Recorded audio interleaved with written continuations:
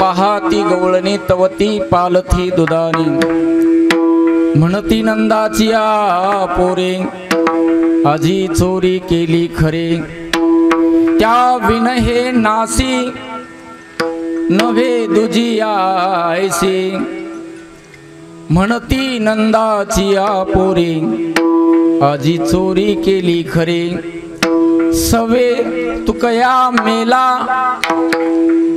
तेने अवगुणा आणिला म्हणती नंदाची आ पोरे आजी चोरी केली खरे विठ्ठला विठ्ठला विठ्ठला विठ्ठला विठ्ठला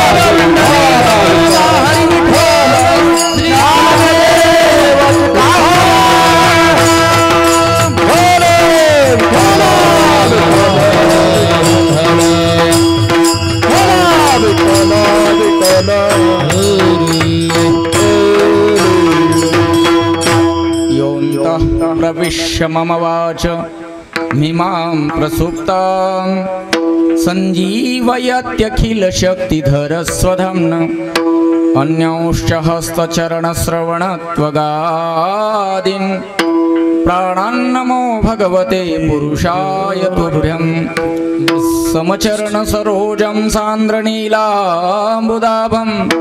जगन्निहितपाणिं मण्डनं मण्डनानां तरुण तुलसीमालां कंधरं कंजनेत्रं सदय धवलहासं विठ्ठलं चिन्तया पांडुरंगाकारो प्रथम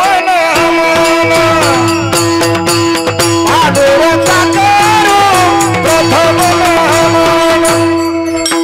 हे पांडुरंगाकारो प्रथम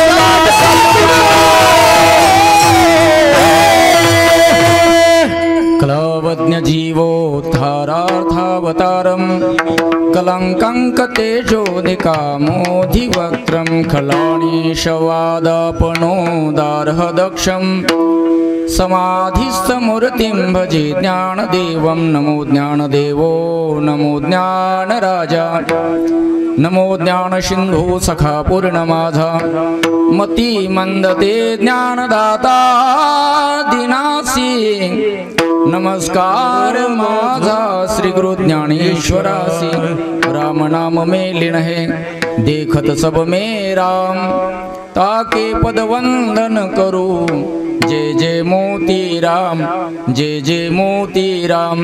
जयांचे केली स्मरण, होय सकळ विद्यांचे अधिकरण. तेची वंदू श्री चरण, श्री गुरूंचे ते नमस्कारुणी आता. मनोजवं मारुततुल्य वेगं, जितेन्द्रियं बुद्धिमतां वरिष्ठं. वातात्मजं वानरयूथमुख्यं, श्रीरामदूतं शरणं प्रपद्य. शरण शरण हनुमन्ता, शरण शरण हनुमन्ता, शरण शरण हनुमन्ता. शरण हनुमन्ता. तुम्हारो रामदूता, तुम्हारो रामदूता, रामदूता, तुम्हारो रामदूता, तुम्हारो रामदूता, तुम्हारो रामदूता. शरण शरण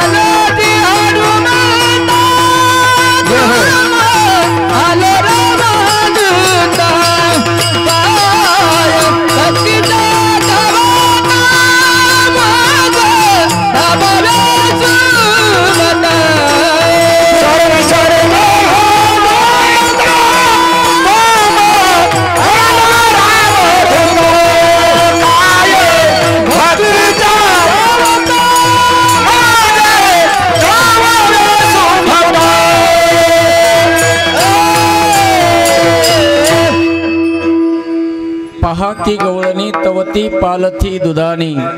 म्हणती नंदाची पोरे, आजी चोरी केली खरे. प्रस्तुत पवित्र स्थळी पवित्र प्रसंगी कीर्तनरूपी सेवेसाठी निवडलेला अभंग. अनंत कृपा सिंधू जगदोद्धारक श्रीमंत श्री जगद्गुरु तुकोबाराय यांचा 4 चरणाचा काल्यातील प्रकरणाचा अभंग सेवेसाठी निवडलेला आहे. विठाला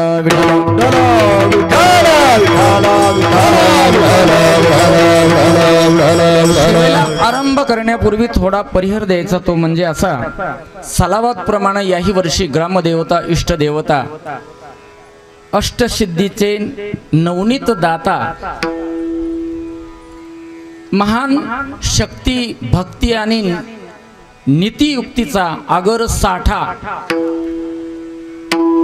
भवसागरातून तरुण जाण्यासाठी, ज्यांची कृपा झाल्याशिवाय भगवंताची भेट होत नाही किंवा होणं शक्य नाही, असे हनुमंतराय यांच्या कृपा आशीर्वादाने व याच वर्षी आदरणीय पूजनीय माननीय वंदनीय आणि वर्णनीय या महाराष्ट्राचंच नव्हे तर या भारत देशाचं एक रत्न, ज्यांना पदवी आणि डिग्री कमी पडतात, यांच्या प्रेरणेमधून यांच्या मार्गदर्शनातून या पवित्र हनुमंतरायांच्या दरबारामध्ये परमार्थाचं रोप लावल्या गेलं. या गावाला मार्गदर्शन केल्या गेलं. ह्या विश्वस्ताला एक सोन्याला सुगंध येईल असं साम्राज्य तयार ज्यांच्या कृपाशीर्वादानं झालं, ज्यांच्या मार्गदर्शनानं झालं, ते महाराष्ट्राचे व वारकरी संप्रदायाचे लाडके श्री हरिभक्तपरायण गुरुवर्य बाबासाहेब महाराज सातारकर, ज्यांचं नुकतंच देहाचं पंचतत्वामध्ये विलीनत्व झालं. गेले दिगंबर ईश्वर विभूती, गेले दिगंबर ईश्वर विभूती, राहिला त्या कीर्ती जगामाजी, राहिला त्या कीर्ती जगामाजी.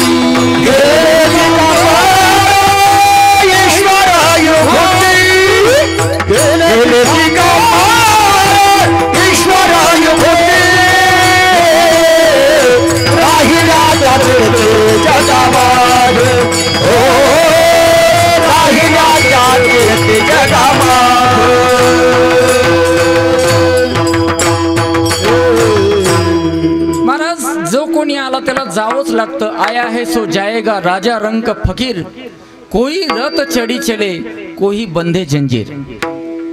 श्रीमंत असेल तर एखादा वैकुंठ गमन रथ येईल, आणि गरीब असेल तर एखाद्या ताटीवर कडबा बांधून त्याच्यावर त्याचं जावं लागेल, पण त्याला जाणं हे अनिवार्य आहे.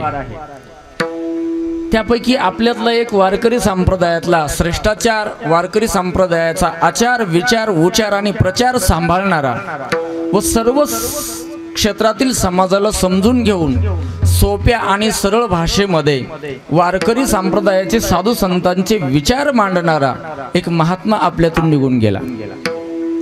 त्यांच्या आशीर्वादाने या ठिकाणी परमार्थाची सुरुवात झाली. तुम्ही भाग्यवान आहात. आणि गावातील सर्व गावकरी, शेतकरी, कार्यकारी, पुढारी, कर्मचारी, माता पिता, आबालवृद्ध या सर्वांच्या सहश्रमात चालत आलेला हा अखंड हरिनाम सप्ताह आहे. या सप्ताहामध्ये शेवट काल्याची सेवा आदरणीय श्री हरिभक्तपरायण परमार्थाचा धुरा चांगल्या पद्धतीनं उभ्या आयुष्यामध्ये सांभाळला. त्यांचं वर्णन करावं एवढी माझी लायकी नाही. श्री हरिभक्तपरायण माधवरावजी महाराज बोरगडीकर, आमचे मित्र लक्ष्मणजी महाराज बोरगडीकर आणि त्यांचे वडील आदरणीय आमचे साहेबरावजी दादा धानोरकर माऊली हजर नाहीत वाटते यावर्षी. तर गावातील सर्व टाळकरी मंडळी, कारण ज्या गावामध्ये एवढे टाळकरी आहेत ते गाव परमार्थ असणारच, याच्यामध्ये संशय नाही. सर्वांची काही नावं येत नाहीत. आमचे माऊली महाराज आहेत, पंजाब महाराज गेलो विसरून, रमेश महाराज, रमेशजी महाराज आमचे बाबा आहेत. बरीचशी मंडळी, सर्वांनाच भजन पाठ आहे आणि सर्वच परमार्थ प्रेमी आहेत. आणि विशेष म्हणजे या गावात कीर्तनासाठी तरुण वर्ग सुद्धा उपस्थित आहे. पंच कमिटी अगदी सुंदर प्रकारे आपलं नियोजन करतात. काय असतं, मी पण मोतीराम महाराज संस्थान या परिसरामध्ये जन्मलेला आहे.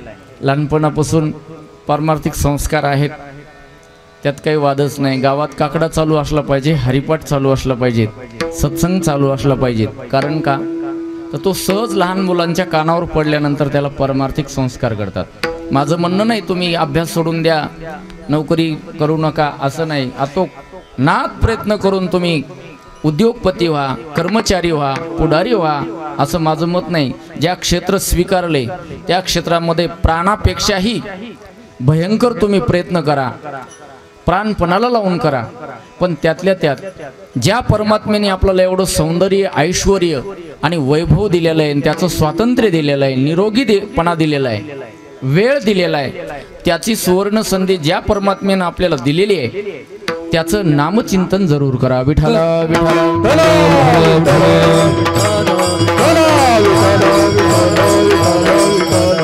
काय महाराज, आपण खरंच भाग्यवान आहात. पहिली गोष्ट कलियुगामध्ये जन्माला आलोत, दुसरी गोष्ट भारत देशामध्ये जन्माला आलोत, तिसरी गोष्ट महाराष्ट्रामध्ये जन्माला आलोत, आणि विशेष म्हणजे जन्माला येऊन परमार्थामध्ये आहोत. धन्य आम्ही जन्मालो, धन्य आम्ही जन्मालो, धन्य आम्ही जन्मालो, धन्य आम्ही जन्मालो, धन्य आम्ही जन्मालो, धन्य आम्ही जन्मालो, धन्य आम्ही जन्मालो, धन्य आम्ही जन्मालो. हे दास विठोबाचे झालो,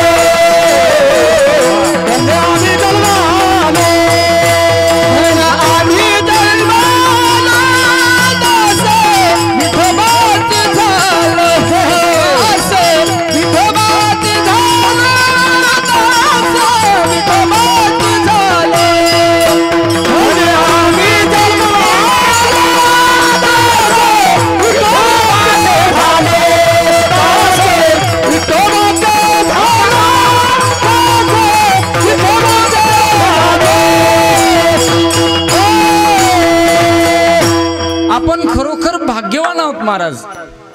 पांडुरंग परमात्म्याचं दर्शन मिळतंय, परमार्थ करतो, त्यांचा दास होऊन राहतो. दास होणं हे भाग्याचं लक्षण आहे, हा स्वतंत्र एक विषय.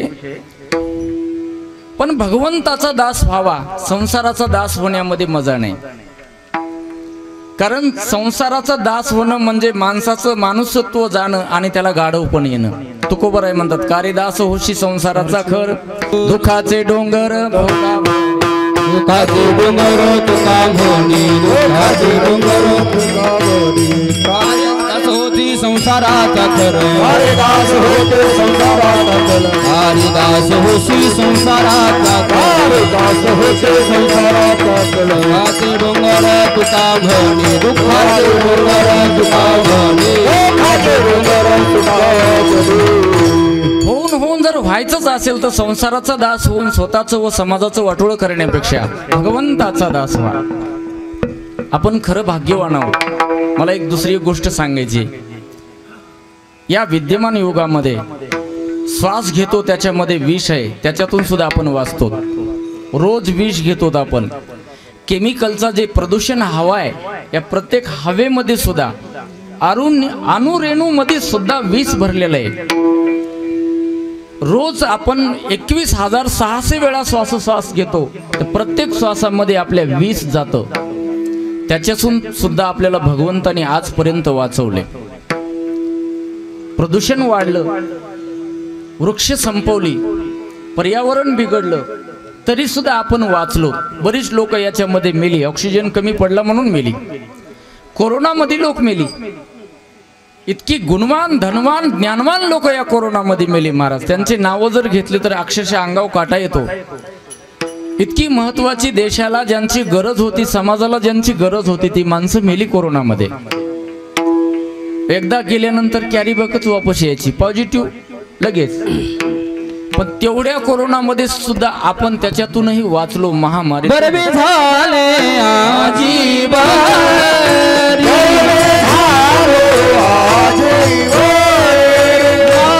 पडिले मृत्यूचे आहारी, पडिले मृत्यूचे आहारी. आलो एकवरी, हरी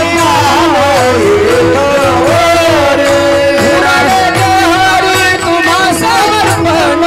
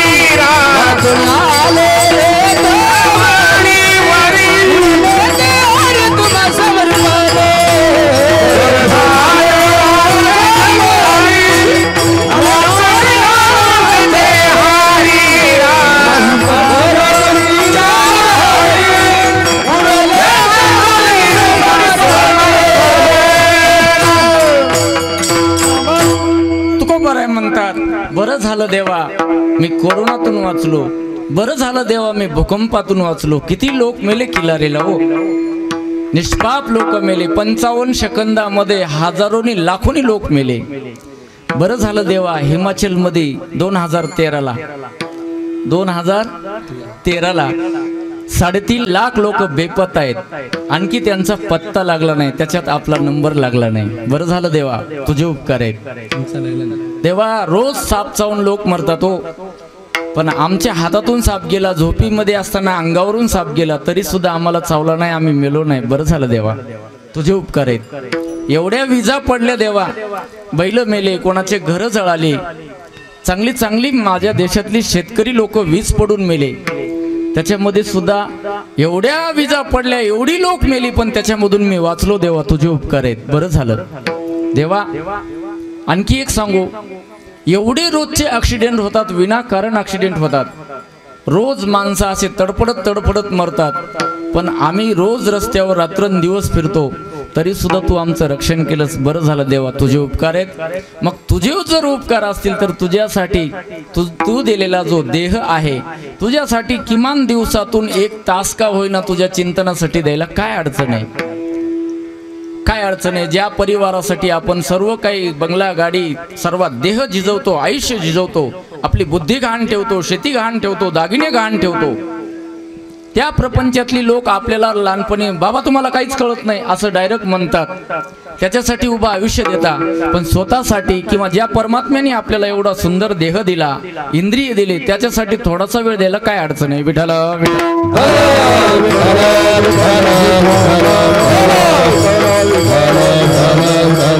आणि हा जो प्रसंग आहे भगवान परमात्म्याने ज्यांच्याकडे येऊन ज्यांच्या अंतकरणाची, ज्यांच्या बुद्धीची, मनाची, चित्ताची परिवर्तन अवस्था केलेली आहे, परिवर्तन केले आणि परिवर्तन झाल्यानंतर त्या गवळणीचा जो अंतकरणातला भाव आहे, तिची जी परिस्थिती आहे आणि तिचा जो प्रसंग आहे, त्या परिस्थिती आणि प्रसंगाचं तुकोबारायांनी गवळणीच्या वर्णन या अभंगात केलेलं आहे. विठाला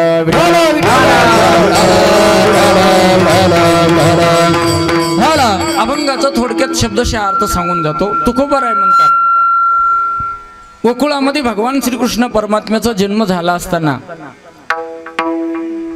परमात्म्याने गोकुळामध्ये खोड्या करायला सुरुवात केली आणि खोड्या करत असताना एका गवळणीच्या घरी चोरी केली. काय चोरी केली? घरामध्ये आले सर्व बाळ गोपाळ घेऊन आले, दही दूध तूप लोणी सगळं ताक खाल्लं, उरलेलं पालतं करून टाकलं, त्याच्यामध्ये काही शिल्लक ठेवलं नाही.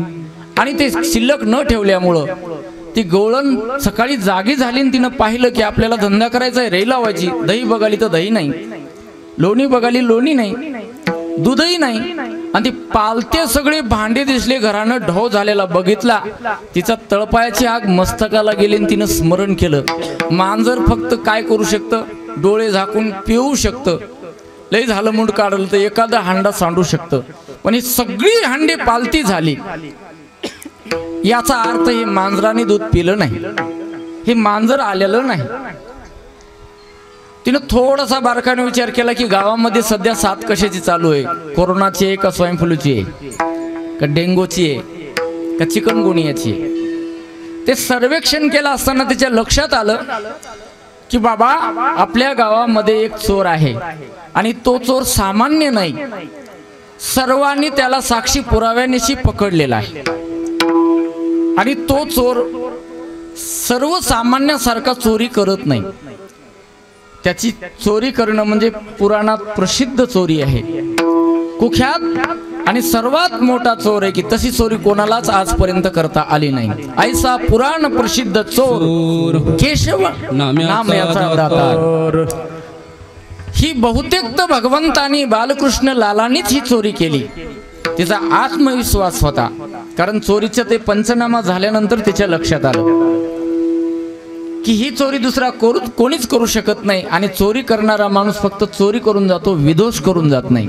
म्हणून त्याविने हे नासी नोही तुझी आहे.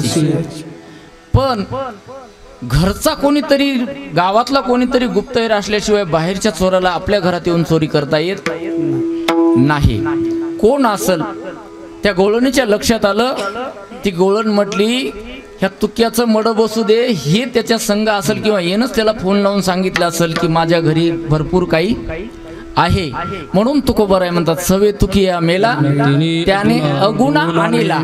जो चोरी करणार नव्हता, ज्याला चोरी माहित नव्हती, ज्याला क्रिया माहित नव्हती, ज्याला रूप रंग नाम रूप जाती भेद माहित नव्हता, ते ह्या तुक्या मेल्यानं आणल्यामुळे हे माझ्या जीवनाचं वाटोळं झालं. असा अभंगाचा सरळ सरळ शब्दार्थ आहे, लक्षार्थ करण्याचा प्रयत्न करू. विठाला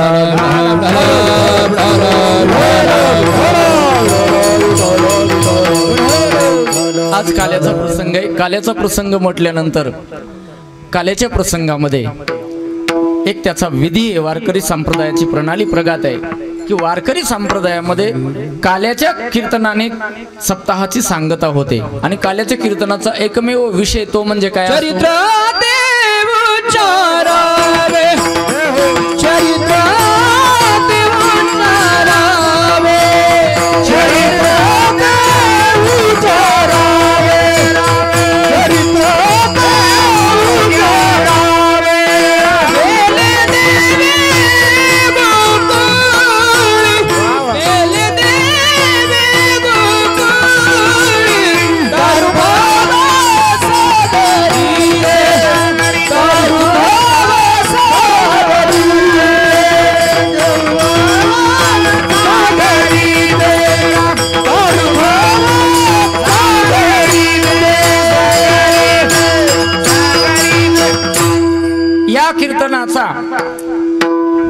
विषय आहे तो म्हणजे चरित्र भगवान परमात्म्याचं उच्चारावं, फक्त उच्चारावं. का बरं? कारण चरित्र हे उच्चारण्यासाठी नसतंच. पहिली गोष्ट, ते चरित्र आपण जे महापुरुषाचे चरित्र वाचतो हे कशासाठी? भगवान स्वतः सांगतात, म्हणून वानावे ऐकावे तेची सदा केची सदा महात्मा नसतो माम पार्थ दैवीम प्रकृती माश्रिता. त्या भगवान परमात्म्याच्या भक्ताचं चरित्र वानावं, ऐकावं, उच्चारावं. पण भगवान परमात्म्याचं चरित्र उच्चारावं, आचारू नये. इतर युगातलं आचारावं, इतर अवतारातलं आचारावं, पण कृष्ण अवतारामधलं आचारू नये. आचार म्हणजे वर्तन करणे आणि उच्चार म्हणजे गुण गाणे, फक्त गुण गावे. का हो महाराज?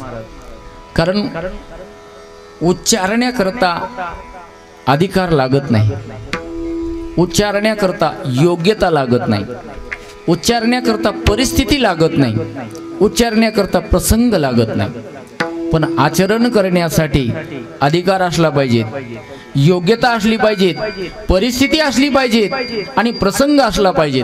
या चार गोष्टी जर नसतील तर कोणतीही गोष्ट आचरणात आणता येत नाही. कोणती? पहिली गोष्ट अधिकार असला पाहिजे. अधिकार जर नसेल तर आचरण करता येत नाही.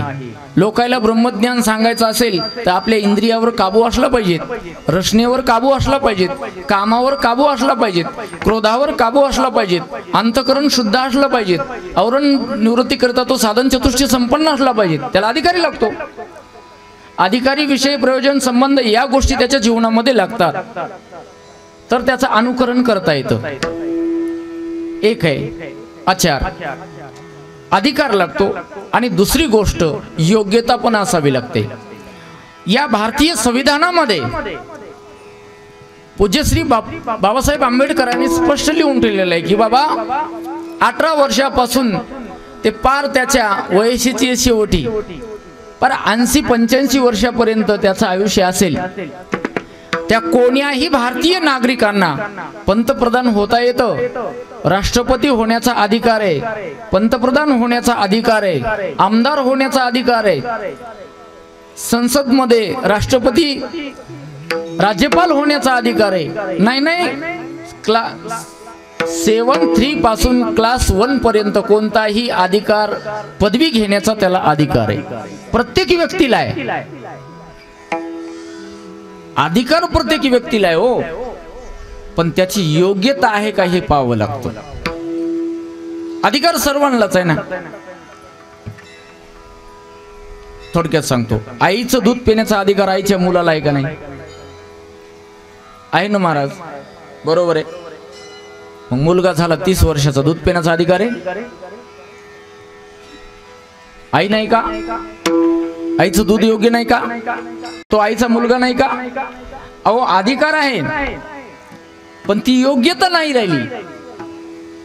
तसं या देशाचा पंतप्रधान होण्याचा प्रत्येकाला अधिकार आहे, कलेक्टर होण्याचा, सीओ होण्याचा कोणालाही अधिकार आहे, पण तशी योग्यता असली पाहिजे. एक श्रीमंत बाप होता, योगायोगानं उभा राहिला, लोकांनी बळच केलं त्यांचा आचार विचार उच्चार प्रचार पाहून आणि श्रद्धेनं त्याला निवडून पण दिलं. पण त्याचा एकुलता एक मुलगा होता आणि श्रीमंताचा मुलगा पुन्हा एकुलता एक, बिघडायला चान्स कमी नसतात. ते बेकार, मोकार, टुकार होता. आता हे सर्टिफिकेट त्याला आहेत म्हणजे ते शाळामध्ये खूप मोठ्या डिग्र्या घेतलेला. 4थीत 2दा, 7वीत 3दा, 10वीत 4दा, 12वीत 5दा. त्याचं ढकलून ढकलून सेल्फ स्टार्ट केलेला गाडी.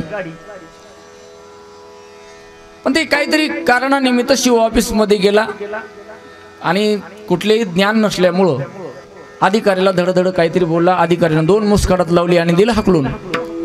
घरी आला, रुसून बसला. तोपर्यंत बाप अपक्ष जनतेने निवडून दिलता आणि 1च सीट कमी होती, मागच्या सारखी 1च सीट कमी होती. बाप मुख्यमंत्री झाला. अपक्ष असल्यामुळं त्याने सांगितलं मला काहीच नको, मला फक्त मुख्यमंत्री व्हायचे. एकदा माझी इच्छा आहे.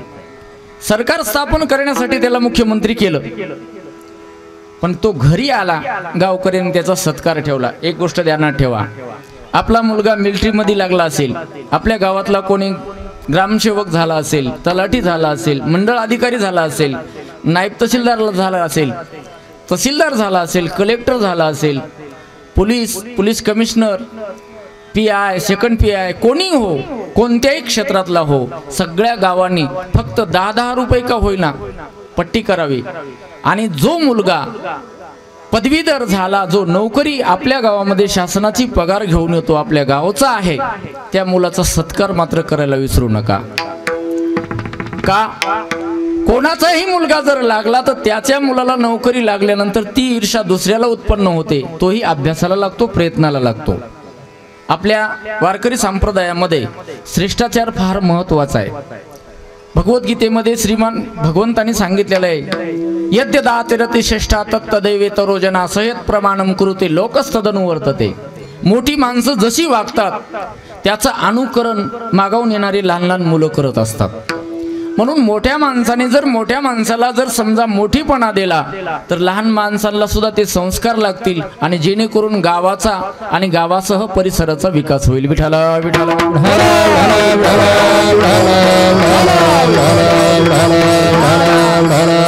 मुलाला अनुकरण चांगलं नसल्यामुळं त्यांनी कलेक्टरचा अपमान केला, त्यानं मुस्काडात दिल्यामुळे त्याला राग आला, तो घरी बसला. पण बाप मुख्यमंत्री होऊन घरी आला, गावकऱ्यांनी त्याचं स्वागत केलं.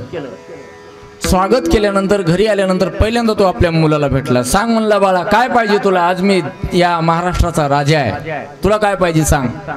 ते म्हणलं, बाबा मला काहीच नाही, मला कलेक्टर व्हायचे, मला कलेक्टर. अरे म्हणलं, माझ्या सही शिवाय कलेक्टर होऊ शकत नाही शिव, माझीच सही लागते, शेवटची फायनल सही आहे, काही अडचण नाही. पण बापाने अशी खाली मान घातली. सांच्या परी सूर्यफुलाचं ते कणीस कसं खाली पडते. ते मुलगा म्हणला, बाबा लई तावत आलता छाती काढून, का बोलत नाहीत, मला कलेक्टर व्हायचंय, उद्याच व्हायचे. ते म्हणला, मी नाही करू शकत, माझा अधिकार नाही का. अरे भारतातल्या प्रत्येक मुलाचा अधिकार आहे, अधिकाराबद्दल मी बोलत नाही, पण मी तुला नाही करू शकत. ते म्हणलं, तुम्ही का कलेक्टर मला करू शकत नाहीत.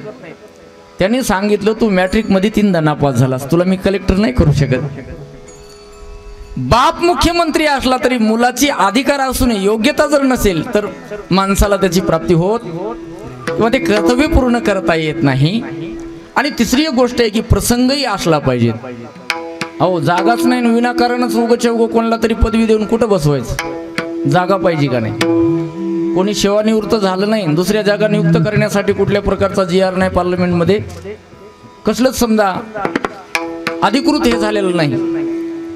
मग जागा नसल्यावर काय करणार, मुलीच नाही, नवर म्हणजे लग्न करायचे कसं शक्य आहे, शक्य नाही ना. समोर जागा असली पाहिजे, म्हणजे तशी परिस्थिती असावी आणि तसा प्रसंगही असावा. प्रसंगाचं वर्णन करत असताना भगवान श्रीकृष्ण परमात्म्याचा प्रसंग म्हणजे कसा होता, आचरण्यासारखा नव्हता, आचरण्यासारखा नव्हता. का? पहिली गोष्ट चोरी. चोरी म्हटलं की 4 प्रकारच्या महापापाचं शास्त्रकारांनी वर्णन केलंय. त्याच्यामध्ये चोरी एक महापाप आहे. ब्रह्महत्या, सुरापानम, स्थेयं गुरुवंगनागम, महती पातकान्यांश, संसर्गक्षेपिते सा. 4 प्रकारची महापाप आहेत. ब्रह्महत्या करणे महापाप आहे, सुरापान करणं महापाप आहे, दासीगमन करणं महापाप आहे आणि चोरी करणं महापाप आहे. स्थेय म्हणजे चोरी करणं. चोरीचे अनेक प्रकार आहेत. विनोबा भावे यांनी आपल्या जीवनचरित्रामध्ये 10 पैशाची वस्तू किंवा 10 रुपयाची वस्तू 20 रुपयाला विकणं ही सुद्धा एक चोरी सांगितलेली आहे. त्या चोरीचे अनेक प्रकार आहेत. तर मग चोरी ही प्रसंग आणि परिस्थिती अनुसार आचरता येत नाही. धर्मशास्त्रात बसत नाही, कर्मशास्त्रात बसत नाही आणि समाजशास्त्रात पण बसत नाही. विठाला विठाला.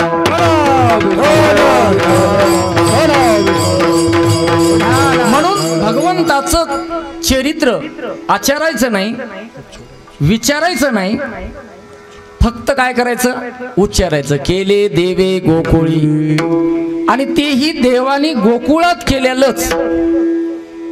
मग काय केलं गोकुळामध्ये भगवान परमात्म्याने, का केलं, कधी केलं, करणं आवश्यक होतं का? ती परिस्थिती आणि तो प्रसंग तसा होता. माणसाला चोर व्हावा वाटत नाही हो, कोणाला चोरी करावं वाटते, पण चोरी ही मजबुरीनं माणूस करतो. माणसाची मजबुरी आहे. प्रत्येक जण चोरी करतं. शेतकरी सुद्धा पाणी टाकून कापूस आपल्या घरी थपी लावून ठेवतो का? काट्यावर गेलं तर ते 50 किलोचं माप धरतो, 51.5 किलो घेतो का? पुढाऱ्याकडे गेल्यानंतर पहिल्यांदा बघतं का कोण्या गावातला आहे, बोरगडीचा आहे, तिथल्या सरपंचाला फोन लावायचा, नाही तिथल्या अध्यक्षाला, ओ संजयजी हॅलो, आपल्या गावातला हा माणूस आहे, कार्यकर्ता आहे का? नाहीये. योजनेमध्ये बसतं का? नाहीये. बर, मग आपलं त्यांना काय ते सांगून टाका. प्रत्येक जण चोरी करा वाटत नाही, मजबुरी आहे. काय मजबुरी आहे? नाही केल्यानंतर लोक लोकांमध्ये राहू देत नाहीत. विठाला विठाला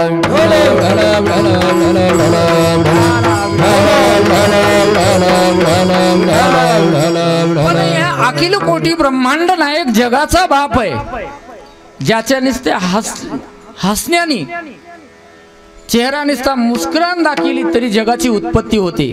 जग म्हणजे सामान्य नाही. अतल वितल तलातल रसातल महातल आणि पाताळ खालील 7 लोक आहेत, आणि वरी भूरलोक मरलोक जनलोक तपलोक सत्यलोक इंद्रलोक पितृलोक आणि ब्रह्मलोक असे वरी 7 लोक आहेत. खालचे 7 आणि वरचे 7 याला एक भूमंडळ म्हणतात, एक भुवन म्हणतात. तर असे 14 भुवन असणार जे समजा जग आहे, हे हजारोनी ज्याच्या एका केसाच्या ठिकाणी काय होतात, एका केसाची जागा उठण्यासाठी जे रोमांच असतं तेवढ्या जागेवर असे हजारोनी तयार होतात. तो परमात्मा आहे. आणि माणसाच्या अंगावर 3.5 कोटी केस आहेत. तुम्ही म्हणाल तुम्हाला का माहित? काही लोकांना टक्कल असतं. तो टक्कल जरी असलं तरी त्या टक्कलाच्या जागावर पहिल्यांदा केस उठलेलीच असतात, आणि प्रत्येक शरीरावर 3.5 कोटीच असतात. संशय असेल तर मापून बघा, पण कीर्तन झाल्यावर विठाला विठाला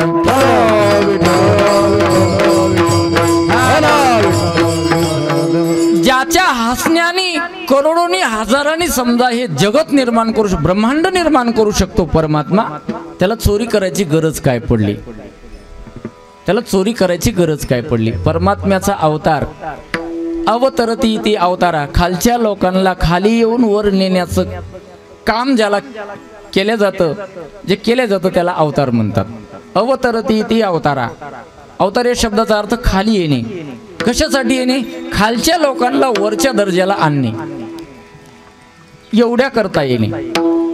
भगवान परमात्म्याला रूपाला यायची गरज नव्हती, पण परमात्मा रूपाला आला. कशासाठी आला? त्याच्या भक्ताला वर नेण्यासाठी. परमात्मा खाली कशासाठी आला? आपल्या भक्ताचं संरक्षण करण्यासाठी, भक्ताचा सहवास करण्यासाठी, भक्तांना भेट देण्यासाठी आणि भक्तांच्या सान्निध्यामध्ये राहण्यासाठी. कारण त्याला एकट्याला कर्मणा गेलं. एकटे न कंठेचे म्हणून या येणे 14 भुवन निर्माण केली, स्वतःला करमत नाही म्हणून. माणूस कर्मणा गेले उगा. आता कीर्तनात बसले, इथं नाही म्हणा, इथले चांगले लोक आहेत, कीर्तनात बसले बसले उग ते सतरंजी दोरे ओढतात. माणसं गुणानं बसत कुठेही जा तुम्ही, कुठेही जा तुम्ही, गेल्यानंतर माणसाला स्वस्त बसायचं सवय नाही. काय असतं ते माकडाला, ते कुठं गेलं की विनाकारण बसायचं हे नसतं, काहीतरी ते खोड्या करतं.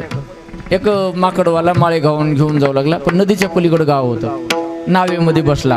नावेत बसल्यानंतर ते नावाला म्हणला, बाबा शेळी बकरं कोणताही पशु पक्षी चालतं, पण माकड माझ्या नावेत नको. ते म्हणला, नाही हो, मी माकडाला हातपाय बांधून ठेवतो. ते म्हणला, अजिबात नाही. पण एक काम करतो म्हटला, मी काठीला बांधतो, काठीला त्याचे हातपाय बांधून काठी पाण्यामध्ये ठेवतो, अशी खंद्यावर घेऊन पाण्यामध्ये लोंबती ठेवतो, मग तर चालते. तो म्हणला, चालेल.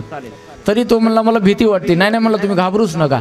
पण माकड शेवटी माकडच असतं.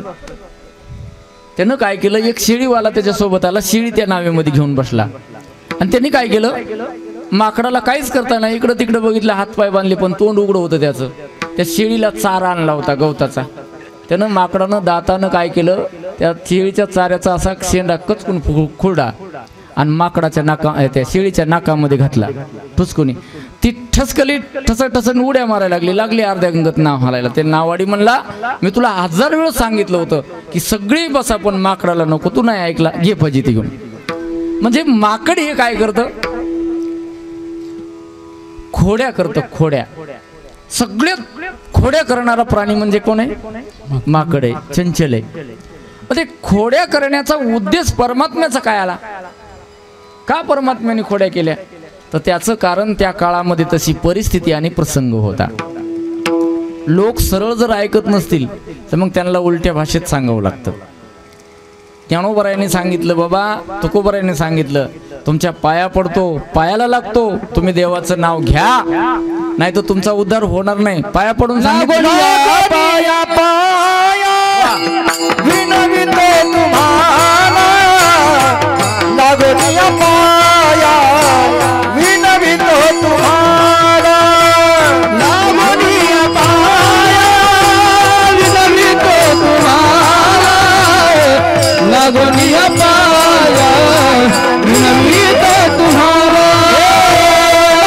लागोनिया पाया विनवितो तुम्हाला, लागोनिया पाया विनवितो तुम्हाला,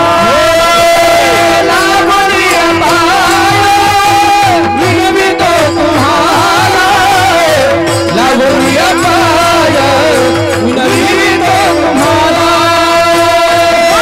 टाळी बोला मोखी नामा, टाळी बोला मोखी नामा, टाळी बोला मोखी नामा,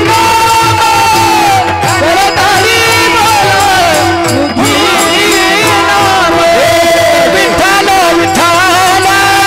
मोखी नामा.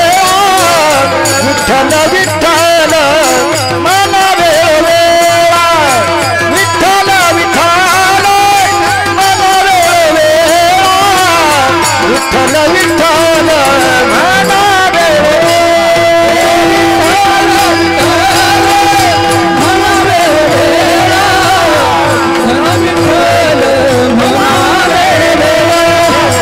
विठ्ठल मन वेळे, विठ्ठल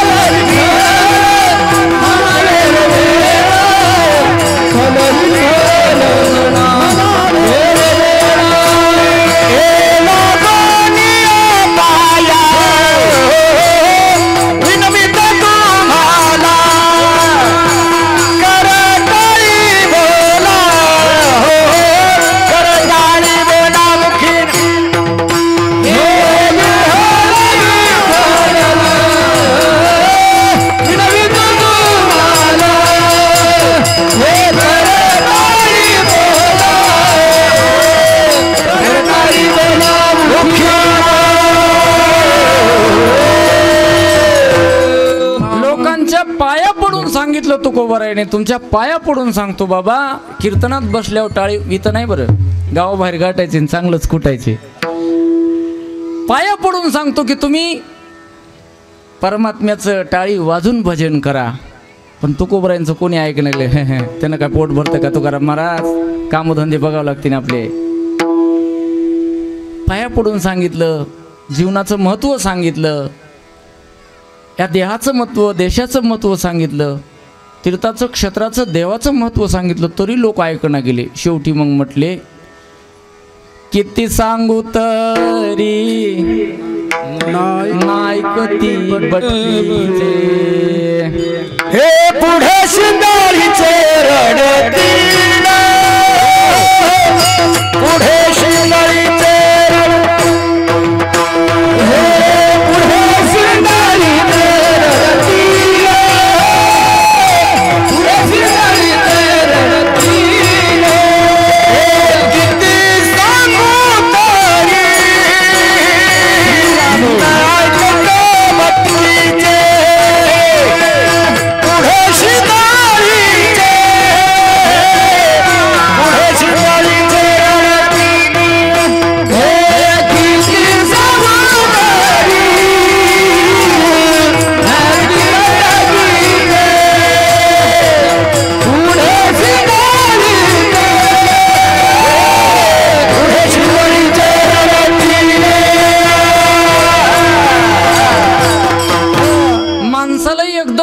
माणूस सांगू शकतं. पाया पडून हात जोडून जर नाही ऐकलं तर मग म्हटले किती सांगू तरी नाही कती बटकीचे न पुढे शिंदळीचे. हे तुकोबारायने सांगितलं. नाथ महाराज तर शांती ब्रह्म असून याच्या पुढे गेले. नाथ महाराज म्हटले काय माय गेली होती भूतापाशी हरी नय मुखाची अरे मूढा. ए मूर्खा, अरे काय तुला काय कळतं का? देवाचं नाव कोणाला आवडत नसतं. पिशाच्याला आवडत नाही, भूताला आवडत नाही, तुला आवडत नाही म्हणजे का तू त्याची अवलाद आहे का? असं नाथ महाराजांनी सांगितलं. एवढं सांगूनही लोक परमार्थ करणार पाप करायला लागले, अत्याचार करायला लागले, अनाचार करायला लागले. भाऊ भावाला ओळखत नाही, मानवता शिल्लक राहिली नाही, त्रास व्हायला लागला. धरणी अशी चळचळ कापायली महाराज सध्याच्या पापाला. काय भ्रूण हत्या करतात, लहान मुलाची हत्या करतात, पोटातच मुलगी असली की मारून टाकतात. त्या पुतणीनं भगवंताला जन्मल्यानंतर 5व्या दिवशी मारायला आलती, पण ही हरामखोर भारतीय देशातली अवलाद 5व्या महिन्यात पोटात असल्यावर मारतात. जन्मल्यावर तरी ती आलती राक्षसी नासून, पण ही नराधम 2-2 माळीचे बिनबिन माळीचे 5व्या दिवशी पोटामध्ये 5व्या महिन्यात पोटातल्या लेकराला मारतात. का तर मुलगा पाहिजे, मुलगी नको म्हणून. किती हरामखोर आहे ते. एवढं पाप वाढलं, भयान असुरी झाली. धरणीला दुःख सण होईना, पापाचं ओझं झालं.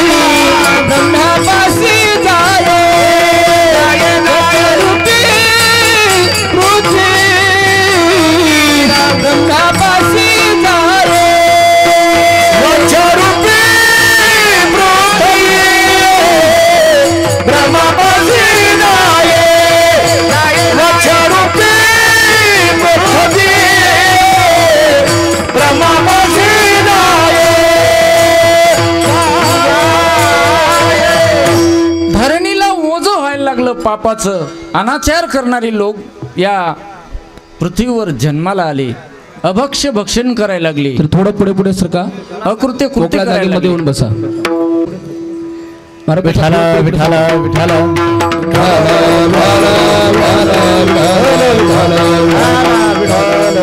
धरणीला ज्या वेळेला ओझं व्हायला लागलं त्यावेळेला धरणी माता गायीचं रूप धरून, कारण सर्व देवमयी जी माता आहे त्याला गोमाता म्हणतात. जगात 3च माता आहेत. पहिली एक धरणी माता, दुसरी गो माता आणि तिसरी जन्म देणारी माता. विठाला विठाला.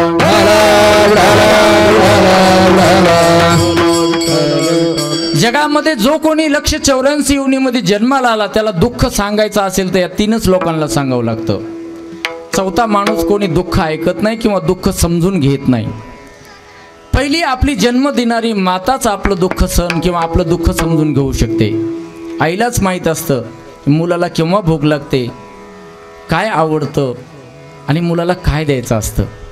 फक्त आईला एवढंच माहिती आहे की आई मुलाला आवडतं हे देते, पण गरज काय हे देत नाही. म्हणून असे उलटे पैदा व्हालेत, असे दलिंदर जन्मायलेत की जे धनासाठी स्वतःचं समाजाचं वाटोळं करतायत, जे देशाचं वाटोळं करतायत, जे संस्कृतीचं वाटोळं करतायत, जे समाजाचं वाटोळं करतायत.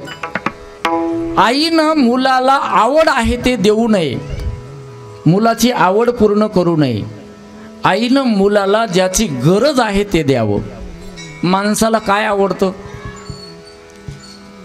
वरात निघाल्यावर काय आवडतं माणसाला, त्या पोरायला काय आवडतं वरात निघाल्यावर, कुत्र्यासारखे उन्हामध्ये असे जिभा काढून नाचतात. काय आवडतं? मद्यप्राशन करायला आवडतं सध्या सर्वांनाच.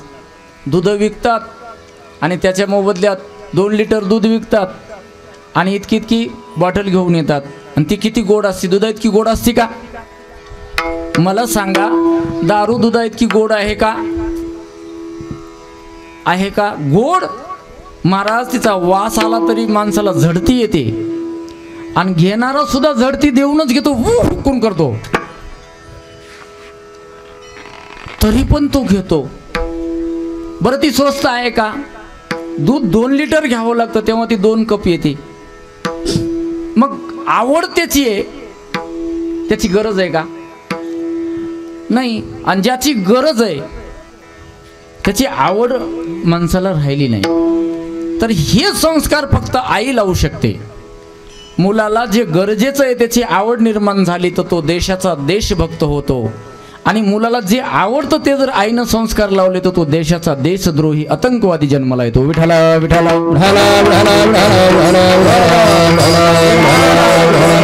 आणि म्हणून मुलाला नाही, या नागरिकाला, भारतीय नागरिकाला देशद्रोही बनवायचं का देशभक्त बनवायचं हे सामर्थ्य फक्त आईमध्ये, आईच देऊ शकते. ही मातृशक्तीच देऊ शकते. तुम्ही म्हणाल, महाराज काय करावं, पोर ऐकत नाहीत, बहिरी आहेत का? नाही नाही, नाकान घसा तज्ञ आहेत, परी ऐकत नाहीत. म्हणजे तुम्ही सांगितलेलं ऐकत नाहीत का? जेव्हा ऐकत होतं तेव्हा तुम्ही सांगितलं नाही. तुमचं मेकअपमध्ये आणि लग्नामध्ये, सगळ्यामध्ये, अलंकारामध्येच वेळ गेला. ज्या वेळेस ते ऐकत होतं त्यावेळेला त्याला संस्कार लावायला पाहिजे होते. का लागत नाहीत? लागतात महाराज. आमचे दादाच्या परिवारात बघा तुम्ही, साहेबरावजी दादाचा परिवार आहे. एक मुलगा माऊली आमचे सुंदर पकवाज वाजवतात, बरोबर आहे. आता एक रामायण भागवत कथा सुंदर लक्ष्मणजी महाराज करतात. एकाने आपल्या गावामध्ये शासनाची पगार आणली, बरोबर आहे. तलाठी साहेब आहेत, आणली ना. मग हे समजा भजन करून या माणसाने आणले. का आणले? तर ते संस्कार तसे लागले. स्वतः त्यांनी परमार्थ केला आणि तो मुलामध्ये ओतला. लहानपणीच ओतल्यामुळं आता त्यांचा एक नातू आहे, एवढंच नाही, बघितल्या कपडे घातले आणि लगेच मला पाहिलं की लगेच पायावर डोकं ठेवलं. का? तसे संस्कार लावले. आणि तुम्ही तुमच्या पोराला म्हणा बरं, महाराजाच्या पाया पड, तुम्ही मुंडकं दाबलं तरी ते मागच डिवल्यावर ढोरवणी करील, पुढे येणारच नाही. का? संस्कारच लावले नाहीत. संस्कार लावले की आपोआप होतं. म्हणून मातृशक्तीमध्ये शक्ती आहे. दुसरी भारत मातेमध्ये शक्ती आहे महाराज. या धरतीमध्ये फार मोठी शक्ती आहे. आपलं जे काही दुःख असेल, माणसाला मरायचं असेल ना, तर फक्त धरणी मातेवर मुंडकं टाकलं तर देह जातो. बऱ्याच वेळेला माणसं खाली टाकून 3-3 दिवस जात नाहीत, बाजावर तडफडतात. पण ज्या वेळेला त्याचा प्राण जात नाही, त्याचा त्रास सहन होत नाही, त्यावेळेला लोक म्हणतात त्याला खाली टाका. खाली टाका म्हणजे धरणी मातेवर टाका, कारण धरणीच हे दुःख सहन करू शकते. आणि जन्मायचं जरी असलं तरी धरणीला हात लागल्याशिवाय जन्मसुद्धा होत नाही, धरणीला हात लागल्याशिवाय त्याचा मृत्यूसुद्धा होत नाही. एवढंच दुःख सहन करण्याची क्षमता धरणी मातेमध्ये एक आहे. आणि तिसरी एक माता आहे, त्याला गोमाता म्हणतात. सर्व देवमयी माता आहे. ज्या देशाची माता, ज्या धर्माची माता, ज्या देशामध्ये कापल्या जाते, मुहूर्त पाहून कापल्या जाते, त्याचे व्हिडिओ बनविल्या जातात, त्या देशामध्ये आपण जन्मलो. धर्माची माता आपली संपत चालली आणि त्या देशामध्ये आपण असे हैवान जन्मलो की आपल्याला काय करायचे, आपलं काय घेणं देणं त्याच्याशी. महाराज, आपल्या आईला जर कोणी समोरासमोर कापत असेल तर किमान त्याच्यावर कायद्यानं तो तोडगा काढणं गरजेचं आहे. नका तुम्ही भांडणं करू, मी म्हणत नाही तुम्ही भांडणं करा, जातीवाद करा, धर्मवाद करा, मी त्या पंथातला नाही, मी मानवतेतला आहे. पण किमान कायद्याचं बंधन तरी त्याला लावा. ज्याला स्वतःच्या मातेचं, स्वतःच्या धर्म मातेचं रक्षण करता येत नाही, तो देशाचं काय रक्षण करणार आहे? तो देशवासी काय म्हणून सिद्ध होणार आहे? अशी दुःख यायला लागली. ते दुःख सांगायची कोणाला एक ऑप्शन असतं. पहिल्यांदा आपल्याला डायरेक्ट कलेक्टरला भेटा येत नाही, त्याला कुठं भेटावं लागतं? आपल्याला ज्या सेक्शन दिलेलं आहे त्या परिसरातल्या अधिकाऱ्याला भेटावं लागतं. मग ग्रामसेवक असेल, तलाठी असेल, ग्रामसेवकाला भेटलं काम नाही झालं तर BDOला भेटावं लागेल, BDO जर काम नाही झालं तर तहसीलदाराला भेटावं लागेल, तहसीलदारानं काम नाही झालं तर CO ला भेटावं लागेल. आणि शिवच्या ह्यानं जर काम नाही झालं तर मग कमिशनरला भेटावं लागेल, असं एक प्रोसिजर असतं. तर पहिल्यांदा ही उत्पत्ती करणारे जे लोक आहेत त्यांच्याकडे घरानं गोमाता घेऊन गेली, पृथ्वी माता गाईचं रूप करून, आणि ब्रह्मदेवाला सांगितलं की हे चतुरानन भगवान, मला आता मात्र सहन होत नाही. जोपर्यंत करायचं तोपर्यंत मी सहन केलं. माझा सहन करणे हा गुण आहे, स्वरूप गुण आहे. म्हणून तर भगवान दत्तात्रेयांनी मला गुरु केलं 24 गुरुपैकी. पण आता माझं हे लोकांचं पाप सहन करण्याची क्षमता संपली. त्यांनी सांगितलं बाबा मी हे तुमचं निवेदन स्वीकारून घेऊ शकतो, पण माझ्याकडे हा सुप्रीम पॉवर नाहीये. मग आपण काय करू म्हणे, ही तुमची मागणी घेऊन कुठं जाऊ, केंद्र शासनाकडे सुप्रीम कोर्टात जाऊ. आणि सुप्रीम कोर्टामध्ये जायचं म्हणजे समुद्राच्या काठी गेले. तिथं हा बुवा झोपला होता, शांताकारम भुजगशयनम पद्मनाभम सुरेशम, विश्वाला आधार असणारा पाण्यामध्ये शेषशयनावर निवांत लगे. आणि माणसं आल्यावर तो मुद्दाम डोळे लावून झोपला.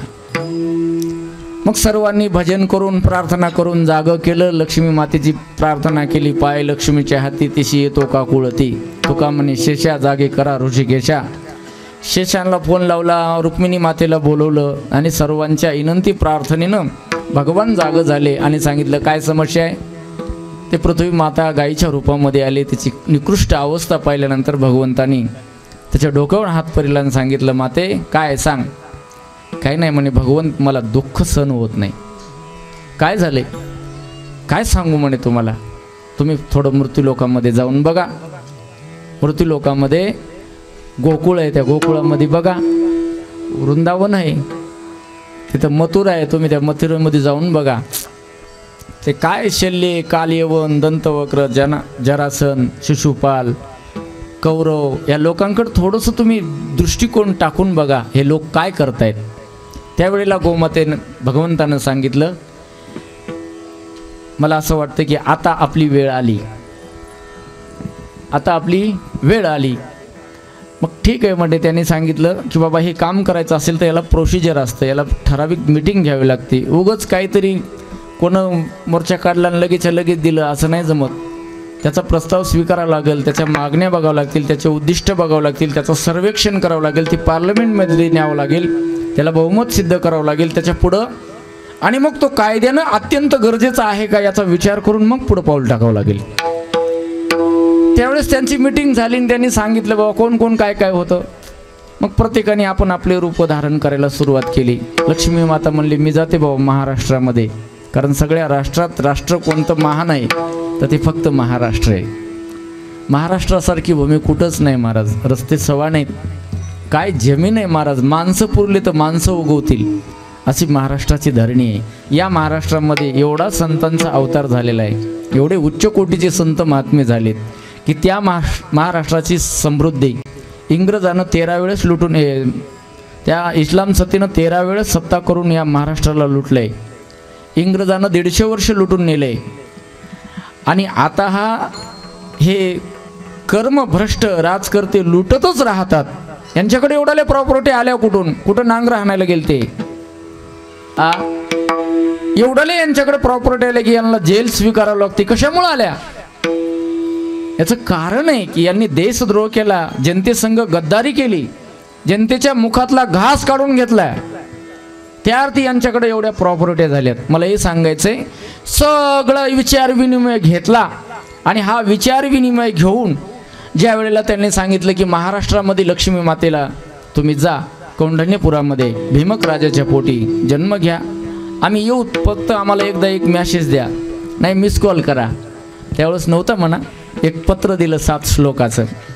मला एक सांगायचं आहे की तिथं भगवान परमात्म्याने मंडळीला पाठवलं, स्वतः आपण गेले जेलमध्ये कारागृहात कंसाच्या. शेषाला सांगितलं, ते म्हणलं ना बाबा आपल्याला जमना, कारण मागं बघितलं 14 वर्ष उपवास. तुम्ही मालक म्हणून तुमचं सगळं सण होतं तुम्हाला, पण मला नाही सण होत, लय कंटाळा आला म्हणे, आता बसू द्या मला निवांत. भगवान म्हटले शेषात तुम्ही जर नसाल तर मला करमत नाही, उगं टाइमपास म्हणून चला.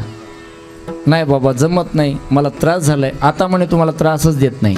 आता तू वडील होई गा सर्वज्ञ आता तू वडील होई गा सर्वज्ञ आता तू वडील होई गा सर्वज्ञ आता तू वडील होई गा सर्वज्ञ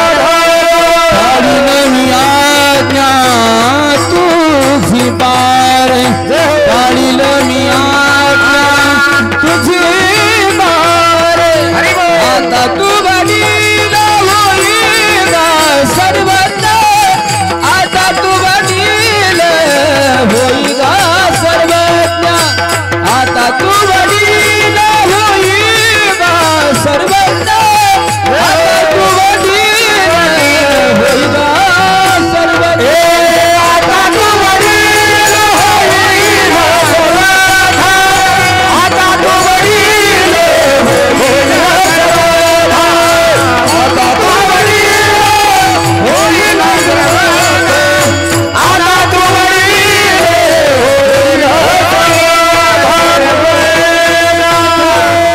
सर्वज्ञ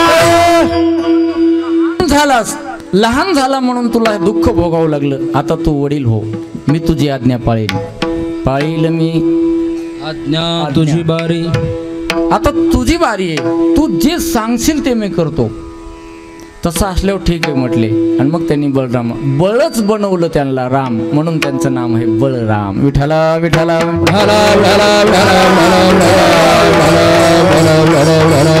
आणि हा दोघांचा ज्या वेळेला यायचा कार्यकाळ ठरला त्यावेळेला पेंद्या सुद्धा म्या वाकुड्या हे बाकीचे इंद्र चंद्र देव या लोकांनी सुद्धा ते रूप घेऊन या भूतलावर अवतीर्ण झाले. अवतीर्ण होण्याचं कारण तशी परिस्थिती निर्माण झाली, तसा प्रसंग निर्माण झाला. आणि परिस्थिती आणि प्रसंग निर्माण झाल्यामुळं भगवान परमात्मा इथं आले. कशासाठी आले देवकीच्या पोटी? तर ती प्रजापती सुतपा आणि पृष्णी यांनी एक मनवंतर तपश्चर्या केली होती. त्यांनी सांगितलं भगवंताने तुला काय पाहिजे सांग. त्यावेळेस त्याने सांगितलं काय नाही म्हणे, तू आमच्या पोटी जन्माला आला पाहिजे. भगवान म्हणले मला जन्म नाही ते आम्हाला सांगू नको, आम्हाला द्यायचंच असेल. एक मनवंतर तपश्चर्या करून पोटी भगवंताला जन्मायला घेतलं. आणि आपण ताप देऊन लेकरं चांगले निघताल होय, त्याला तपश्चर्या लागते, ताप नाही ना चालत. आपलं असं आहे की जाय तिकडे पिढी लोका, कुठेही गेलं तर माणसाला त्रास. चांगलं कर्म केलं तर महाराज चांगलं होतं, वाईट कर्म केल्यावर चांगलं कसं उगवल? कानी जे पेरिले डोळा ते उगवले, कानी जे पेरिले डोळा ते उगवले. जसं आपण ऐकलं तसं पाहण्याची इच्छा होते, जसं आपण पाहिलं तसं ऐकायची इच्छा होते. मला एक सांगायचंय की जसे संस्कार असतील तसं त्यांनी होते. वसुदेव देवकीने एक मनवंतर तपश्चर्या केली. मग एवढी तपश्चर्या केली, भगवान पोटी जन्माला आले तर जेलमध्ये का गेले? त्याच्याही पाठीमागचा एक इतिहास आहे, थोडक्यात सांगतो. ज्या वेळेला सगळं युद्ध वगैरे संपलं, कंस मारला, एका चापटातच कंस मारला भगवंतानी, काय जास्त आणलं नाही. कंस यांचे धेंडे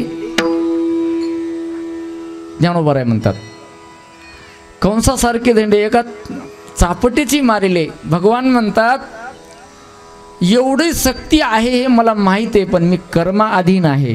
जीवाचं जसं कर्म आहे तसं मी त्याला फल देऊ शकतो, म्हणून मला विश्वर म्हणतात. कर्मानुबंधिनी मनुष्य लोके. काय कर्म आहे? मागच्या जन्मामध्ये तू कैकई होतीस, तू कैकई होतीस, मला 14 वर्ष वनवासात घातलंस, म्हणून तुला 14 वर्ष जेलमध्ये राहावं लागलं. हे तुझ्या कर्माचं फळ आहे. म्हणजे जेलमध्ये भगवान परमात्म्याला येण्याचं कारण आहे की तिथं 6 मुलं मारले, ते षडगर्भ म्हणतात. ह्या मुलांचा काय अपराध आहे? त्यांनी काय कर्म केले? जन्मल्याच मारलं. आपण कंसाच्याही पुढचे आहोत, जन्माच्या आधी मारतो. मला हे सांगायचं, आताही देव का अवतार होत नाही, आणि झाला तर मला वाटलं कृष्णासारखा सात्विक होणार नाही. नाही, ध्यानात ठेवा. अशी एक म्हणजे सत्पुरुषाच्या मुखातून एक अशी सूचना आलेली आहे, लक्षात घ्या. आता तरी मानवतेनं वागा, आता तरी समाज अधिकार श्रेष्ठाचार मान मर्यादा सांभाळा बरं का. अशी एक सूचना आली आहे, उडत उडत महापुरुषाच्या मुखातून आलेली आहे. 135 कोटी लोक आहेत, त्याच्यात राहून राहून किती राहतील माहिती आहे का? तिसरं महायुद्ध लागलं तर राहून राहून चुकून लई तुमच्या आपल्या महाराष्ट्राची 18 कोटी लोकसंख्या झाली, आता 14ची. राहून राहून 12 ते 13 कोटी लोक जगणार आहेत पूर्ण भारत देशामध्ये. म्हणून सांभाळून राहा, म्हणून मानवता सांभाळा, म्हणून एकूण एकाला प्रेरित करा. कधी वेळ येईल काही सांगता येत नाही. सगळी लोक अणुबॉम्ब घेऊन तयार आहेत, शस्त्र घेऊन सर्वांची तयार आहेत. कसं जगायचं आणि कसं जगू द्यायचं हे आपल्या हातात आहे. सर्वांनी वेळ आल्यानंतर काही सांगता येत नाही. भगवान परमात्म्याला यावं लागतं म्हणजे शेवटची भूमिका घ्यावं लागते. मोठ्या माणसाला ज्या वेळेला पाऊल उचलावं लागतं त्यावेळेला त्याच्या प्रशासनाच्या लोकांनी काम होत नाही.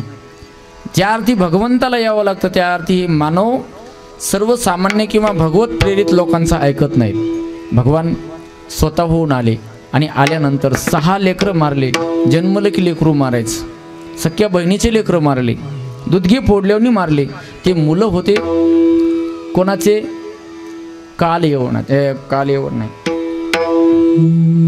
हनुमंतरायाला वल्ली आणताना हे केलं. त्या काळ नेहमीचे मुलं होते, 6 मुलं होते. हिरण्यकशिपूच्या विरोधात ते तपश्चर्याला गेले म्हणून त्यांना शाप दिला होता की तुमच्या बापाच्या हाताने तुमचा मृत्यू होईल. आणि तो कंसच हा काळ नेहमी होता.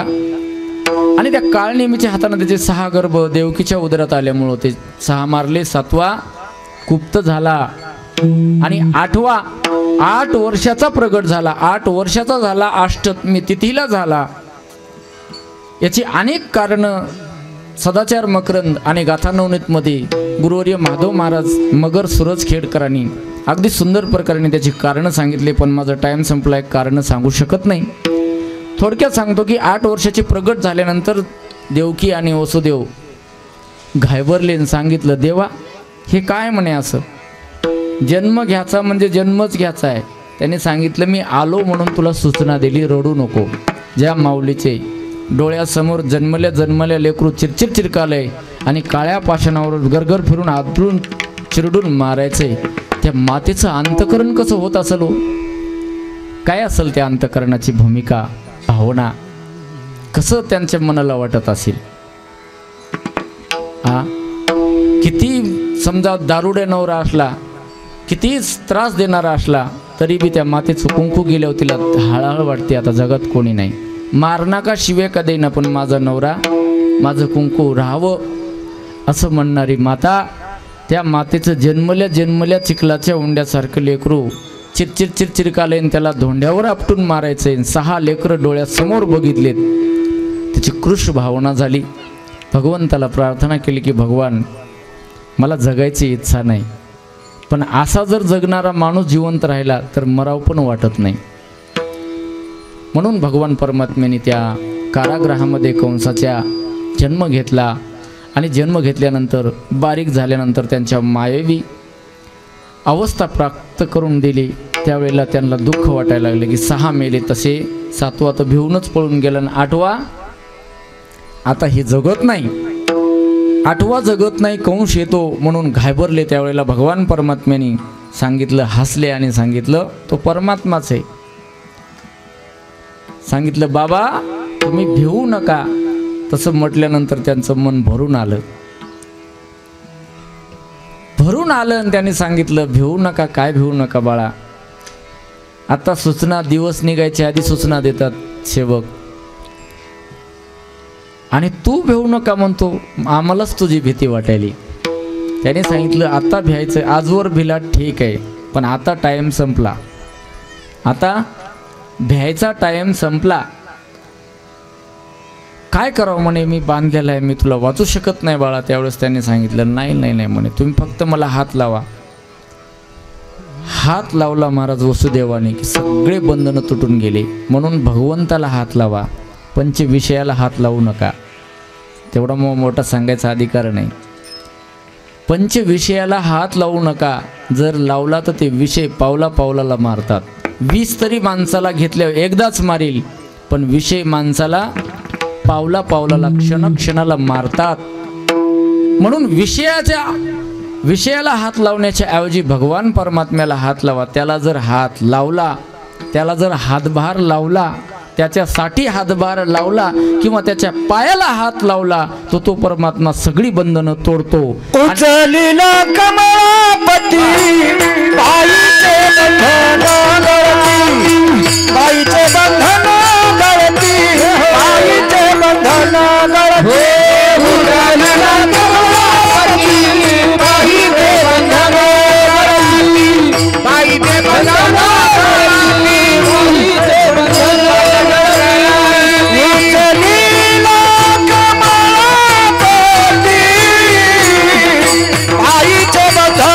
गळती,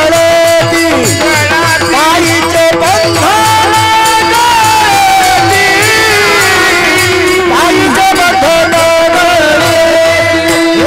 उचलिला कमळापती बाईचे बंधन गळती, बाईचे बंधन गळती, बाईचे बंधन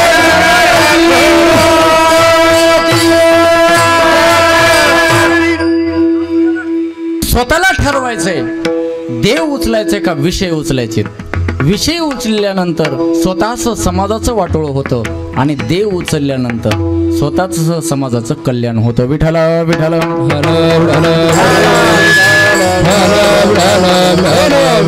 म्हणून त्यांनी भगवंताला उचललं, त्याची 7ही बंधनं तुटले. ते 7 बंधनं कोणते कोणते आहेत सांग. नाथ महाराजांनी भागवतामध्ये सांगितलेत, मला रामायणात पण सांगितलेत. 7 बंधन आहेत. त्याच्यातलं शेवटचं बंधन आहे त्याला माया बंधन म्हणतात, मायापाश म्हणतात. तो मायापास तुटल्या गेला आणि सर्व बंधनं तुटल्यामुळं भगवान परमात्म्याला त्यांनी उचललं. बंधन तुटल्याशिवाय परमात्मा हातात येत नाही किंवा हातात परमात्मा आल्याशिवाय बंधन तुटत नाही. शाळेत गेल्याशिवाय मुलाला काही येत नाही आणि काही आल्याशिवाय शाळेत जाऊन उपयोग नाही. विठ्ठला विठ्ठला.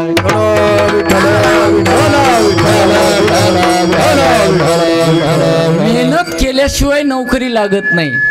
नोकरी लागली तरच मेहनत करावं, नाही तर करून उपयोग नाही. समजलं असेल मी काय म्हटलो ते.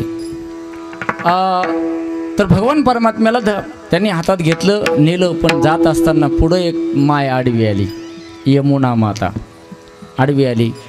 श्रावण महिना, अष्टमी तिथी, काळभोर अंधार पडलाय, बदबद बदबद पाऊस पडलाय. आणि तेवढ्या ह्याच्यामध्ये एका डालग्यात घेऊन परमात्म्याला निघाले आणि यमुनेच्या डोहात पाय टाकला. मरो की वाचो म्हणे, आता काय जगून तरी काय करायचे. जीवावर उद्धार व्हावं लागतं देव डोक्यावर घेतल्यानंतर, ध्यानात ठेवा. देवाला जर डोक्यावर घेतलं तर स्वतःच्या जीवावर उद्धार व्हावं लागतं. नाही तर मग नाही, देव मिळत नाही. भ्याली जीवा चुकली देवा, नाही ठावा जवळी तो तुकोबाराय म्हणतात. जे जीवाला भेटतात ते देवाला चुकले जातात आणि जे जीवावर उद्धार होतात त्यांना भगवान परमात्मा हस्तगत होतो. त्यांना परमात्मा कसा मरू देईल, शक्यच नाही. म्हणून जीवा उद्धार होऊन त्या पुरामध्ये घुसले, यमुनेच्या पात्रामध्ये. पार छातीला, गळ्याला, तोंडापर्यंत, तोंडात पाणी गेलं, नाकात गेलं, डोळ्यात गेलं, डोकं भिजलं, बुडणार. तेवढ्यात एकदाच परमात्म्याचं स्मरण केलं आणि पुढंच पाऊल टाकत राहिले. तेवढ्यामध्ये भगवंताने असा खाली पाय टाकला. खाली पाय टाकला रे टाकला, त्याच्यामध्ये यमुना मातेला दर्शन झालं. 2 सेकंदामध्ये सरळच वाट झाली. कारण भगवंताच्या दर्शनासाठी ती वर येत होती. आणि वर आल्यानंतर तिथं सांगितलं, आता नको नंदाच्या घरामजनी गोकुळात, ती आज्ञा वगैरे घेऊन गेले. आणि गेल्यानंतर पुढं तिथं गेलं, नंदबाबाच्या घरी नेऊन ठेवलं आणि तिथली माया घेऊन आले. आणि माया घेऊन आल्यानंतर माया सकाळी इथं सगळे लोक जागे झाले आणि सांगितलं, महाराज 8वा नाही, आता 8वी. आता आपली वेळ 8वी, आता 8वा नाही. काय झालं, मुलगी झाली. ठीक आहे म्हणे, मुलगी आहे तर मग काय करायचं, जाऊ द्या परतला. तेवढ्यात नारदानं फोन केला, हॅलो 8वी काय ना 8वा काय, नारी आणि पुरुष समान नागरिक कायदा आहे. आता लोकपाल बिल पास झालंय, त्याच्यात काही म्हणजे भेदभाव नाही आहे. कोणी असोत. लगेच फिरला खडग घेऊन महाराज. घेतलं त्या लेकराला, चिरचिर चिरकू लागलं, गरगर गरगर फिरवलं. शेवटी ती माया होते, कर आवाज आला आणि हातातून निष्ठली. माया ही कोणाच्याही हातातून निष्ठते, ती शेवटी मायाच आहे. आणि आकाशवाणी झाली आणि सांगायला लागली कंसाला काय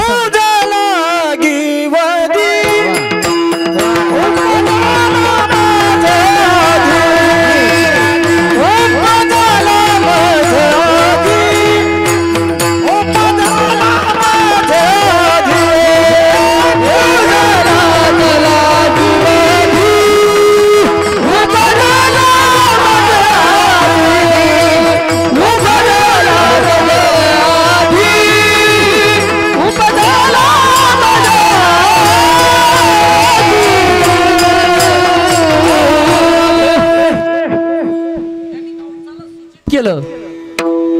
अरे बाबा तू मला मारायला आलास, पण तुला मारणारा माझ्या आधी जन्मलाय, म्हणून दुसऱ्याला मारायचं नाही. एक गोष्ट ध्यानात ठेवा. कबीरदास महाराज एका दोह्यामध्ये म्हणतात, मासी आणि शिदोडाचा संवाद सांगतात. मी नेहमी आवर्जून आग्रह अठ्ठासानं सांगत असतो. मासे धरणारे वड्यावर गेल्यानंतर, पाण्यात गेल्यानंतर काय करतात आपल्याला माहिती नाही, पण कबीरदास महाराजांनी सांगितलं. साधू संतांचे विचार फार वृत्तीतून आलेले विचार कृतीमध्ये संपादन करण्यासारखे असतात. कबीरदास महाराजांनी एक माशा धरणारा बघितला आणि त्या माशाला पकडायचं असेल तर काही आमिष द्यावं लागतं. बघ तू जर नाही मला साथ दिलीस तर तिवारी जेल रिकामी आहे, स्पेशल जागा आहे तुझ्यासाठी. आमिष तरी देतात, नाही तर धमकी तरी देतात. तुला हे पद देऊ, ह्या कोपराला गुळ लावतात, त्या कोपराला गुळ लावतात. कोणाला सोसायटीला मदत करतो, कोणाला ग्रामपंचायतला मदत करतो, कोणाला पंचायत समितीला मदत करतो, कोणत्याला जिल्हा परिषदला करतो, कोणाला आमदार करतो, कोणाला मंत्री करतो, कोणाला कॅबिनेट देतो, कोणाला कॉन्ट्रॅक्ट देतो, कोणाला कंपनी देतो. सगळ्यांच्या कोपराला गुळच लाईत राहतात, शेवटी गुळच संपून जातो. मी गुळाचं सांगालो. का सांगत होतो मी? माझा सांगण्याचा उद्देश काय? भगवान परमात्म्याने सांगितलं, त्या मायेनं सांगितलं की तू मला मारायला आलास, पण तुला मारायला कोणीतरी आले. कबीरदास महाराजांनी ते शिदोडाचं वर्णन सांगितलं की त्याला आम्हीच दाखवलं. याच्यावर सांगत होतो मी. ते आम्हीच दाखवत असताना ते शिदोड, गांडूळ नावाचा प्राणी असतो का नाही, लय नाजूक असतो, उन्हाळ्यामध्ये जमिनीत असतो, बरोबर आहे? उन्हाळ्यात जमिनीत असतो, बरोबर आहे का? नाही महाराज, पावसाळ्यामध्ये जमिनीमध्ये असतो तो. आणि ते घाण पाण्यामध्ये असतो. ते खंदून काढतात. ते काढल्यानंतर त्याला उन्हाची हवासुद्धा सहन होत नाही, तळमळ करतो. त्याला धरतात आणि त्या सुळामध्ये खोपशितात, गळामध्ये असा थट थट करतो. त्याचा प्राण जाण्यासाठी तगमगलेला असतो. आणि त्या तगमगत्या प्राणाचा शिदोड ती लोक पाण्यामध्ये सोडतात. निर्दैवीच असतात, आसुरीच असतात, त्यांना त्याचं काही वाटतच नाही. शेवटी जीव हा जीवच असतो. महाराज, मी ज्या संस्थांमध्ये जन्माला आलो, श्री संत मोतीराम महाराज संस्थान श्री क्षेत्र फळा, त्या महाराजांनी आपल्या पायामध्ये आयुष्यभर आळी सांभाळली. आळी मांस खात होती. कटाळ्याला जर आळी लागली एखाद्या, आपल्या मारुतीरायांना कोणी कटाळ्या सोडतं ना, वळू, त्याला जरी एखाद्या पायाला आळी लागली, ते चारा खात नाही, रोंगून पडतो. पण मोतीराम महाराजांच्या पायामध्ये आळी रात्रंदिवस रक्त आणि मांस खात होते. काढणाराला महाराज म्हणत होते, गाढवा, तुझ्या लेकराने तुला घराबाहेर हाकलून दिल्यावर कसं होईल? हे साधूचं हृदय असतं. ते असा प्राणी थटथट करू लागला. ती त्या ह्याच्या पाण्यामध्ये सोडला, पाण्यात बुडवला, तळमळ करू लागला, त्याचा प्राण जाणार. तेवढ्यामध्ये ती शिदोड बघितल्या माशी पळतच आली. माय म्हणली, सकाळीच नाश्ता आला, इडली सांबर. तेवढ्यामध्ये त्या शिदोडानं सांगितलं. कबीरदास महाराज म्हणतात, ए मावसे थांब. तिनं मागं बघितलं, कोणी पार्टनर झालं का मध्ये? कमिशनवाला आला काय? जास्त शेनवाला आहे की कमिशनवाला आहे? मागं फिरून बघितलं, कोणीच आवाज येईना. मावसे मी बोलतो. हबाप शिदोड. त्यांनी सांगितलं, तू? हां बोल, काय? तू मला खाऊ नको. हे चल रे म्हणले, मी मापत नाही तुला. सकाळची नाश्ता आलेला कोण सोडते? त्यांनी सांगितलं, माझं ऐक मावसे. ते म्हणलं, नाही अजिबात नाही. बरं काय सांग? माझं मृत्युमुखी बयान शेवटचं एकदा ऐक, फायनली एकदा ऐक. काय म्हणे सांग. कबीरदास महाराज एका श्लोकात म्हणतात, तू मत आना मेरे लिए, मैं आदा हुआ तेरे लिए, तू आएगी मेरे लिए मगर ऊपर खड़ा है तेरे लिए, तू मत आना मेरे लिए, मैं आधा हुआ, तू माझ्यासाठी येऊ नको, मी अर्धाच जिवंत आहे, आता मी मरणार आहे, आधा हुआ तेरे लिए, तू आएगी मेरे लिए, तू येशील मला खाण्यासाठी, मगर ऊपर खडा आहे तेरे लिए, तुला खाण्यासाठी वर उभा आहे. विठाला विठाला.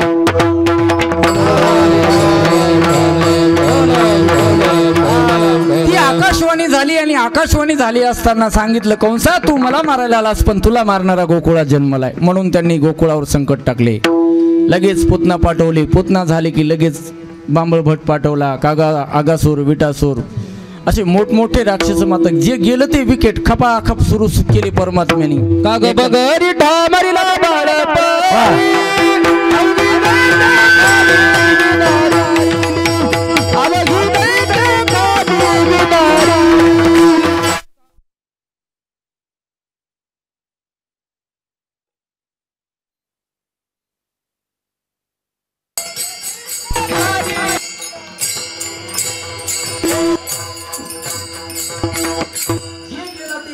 निवर्तन ते धाम परम कोणीच वापस येईना.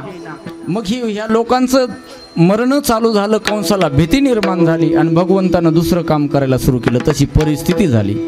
ते दूध हे सगळं मथुरेला जाऊ लागलं. भगवान परमात्म्याने चोरून गोपाळांना चारलं.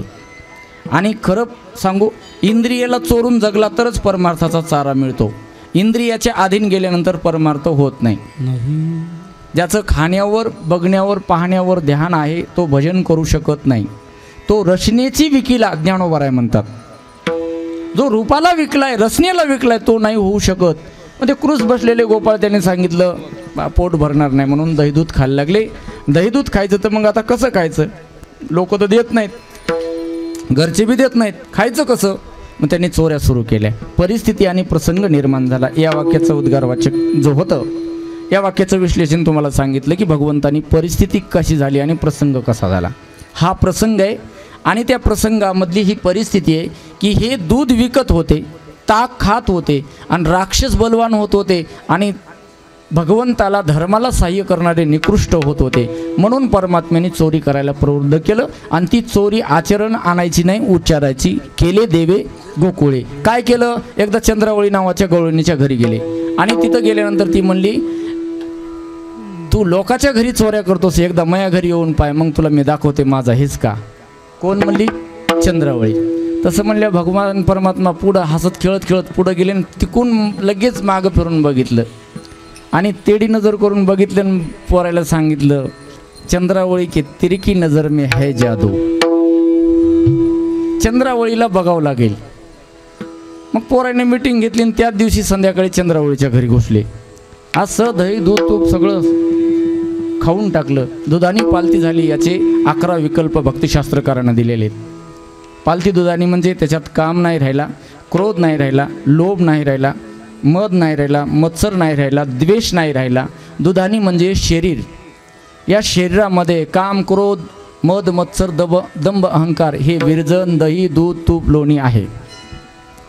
तर 11 विकल्प सांगितलेले आहेत. मला तेवढं सांगायला वेळ नाही, टाईम संपला. हे सगळं रिकामं झालं आणि तिनं प्रपंचाकडे पाहिलं. तिचं भानच नाही दिलं. प्रपंचात काही दिसच ना. जगनो हे अवघा जनार्दन. सगळं पालतं दिसलं तिला.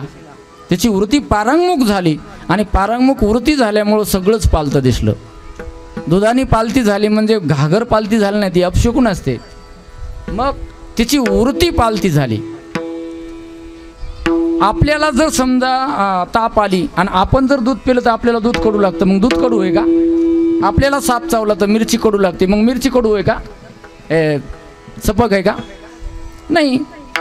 साखर गोड असून सर्वांना गोड आहे. मूर्खानं खाली गोड आहे, शहाण्यानं खाली गोड आहे, लहानानं खाली गोड आहे, मोठ्यानं खाली तरी गोड आहे. बरोबर आहे. पण ज्याला कावीळ झाला आहे त्याला कडू लागते, ज्याला साप चावला त्याला पण कडू लागते.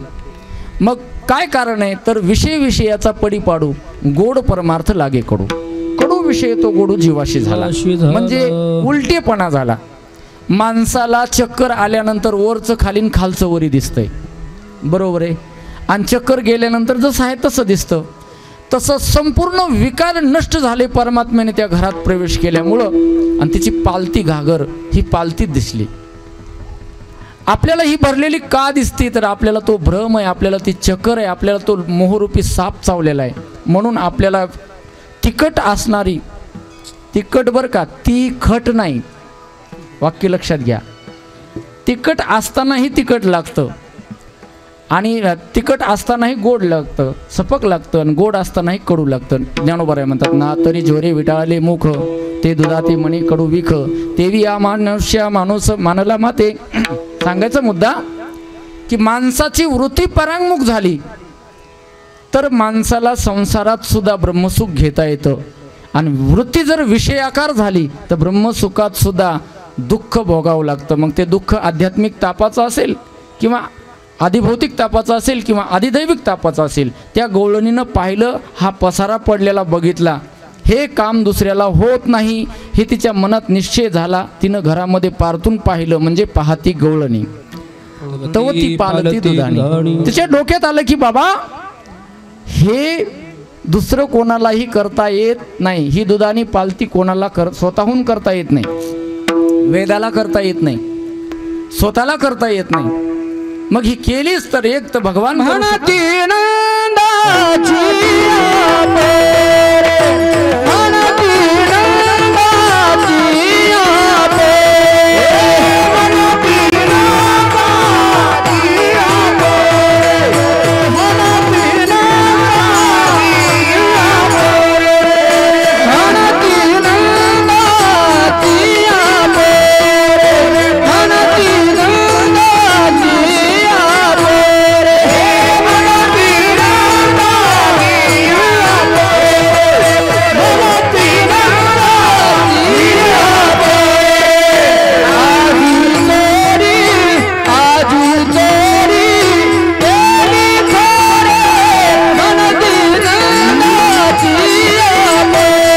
म्हणती नंदाची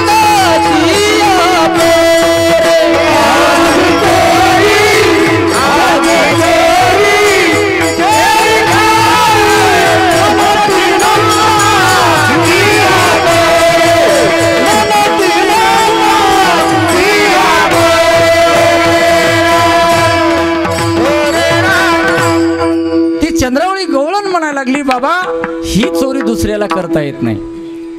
चोर आला असता तर त्यानं दागिने नेले असते, सोनं नेलं असतं, घरातल्या मौल्यवान वस्तू नेल्या असत्या, आणि त्याला गौसना गेलं तर नरड्यावर बसून म्हणलं असतं सांग कुठं आहेत, द्यालीच का नाही.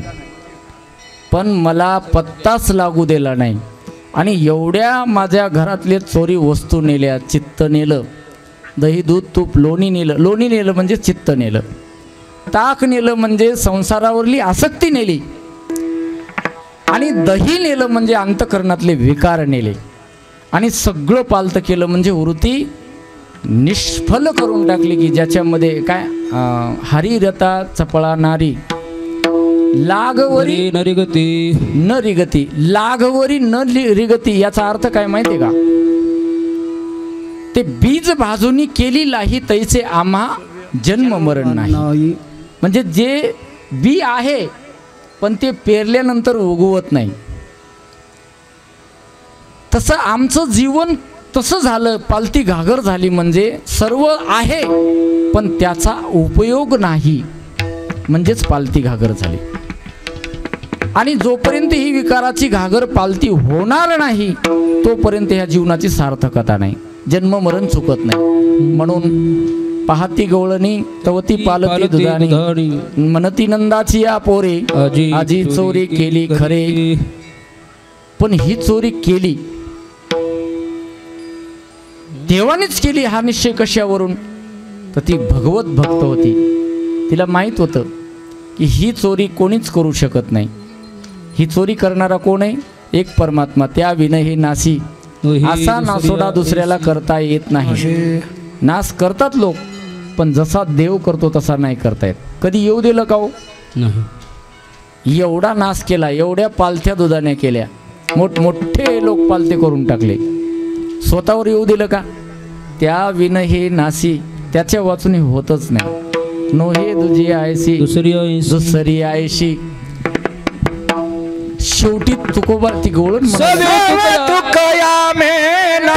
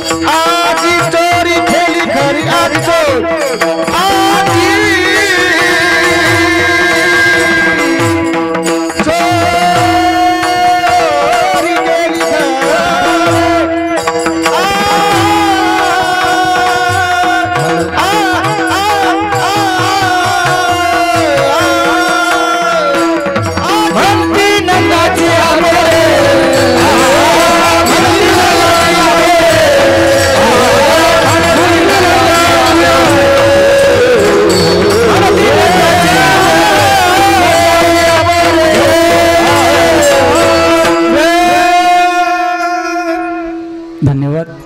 हे महारुद्र भगवंताचे खरे अलंकार तुम्ही आहात, ओरिजिनल सोन्याचे अलंकार.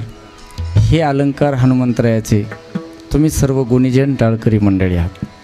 बाकीचे कोणी वस्त्र असतील, नैवेद्य असेल, आभूषण असतील, पूजा असेल, पण खरे ओरिजिनल सोन्याचे अलंकार जर काय असेल तर ह्या बोरगडी संस्थांचं आपले कोण संजीव भाऊ अध्यक्षे लक्षात ठेवा, हे अलंकार फार जतन करून ठेवावे लागतात. ओरिजिनल सोन्याचा माल जतन करावा लागतो, हे ट्रस्टीचं कमिटीचं कर्तव्य आहे.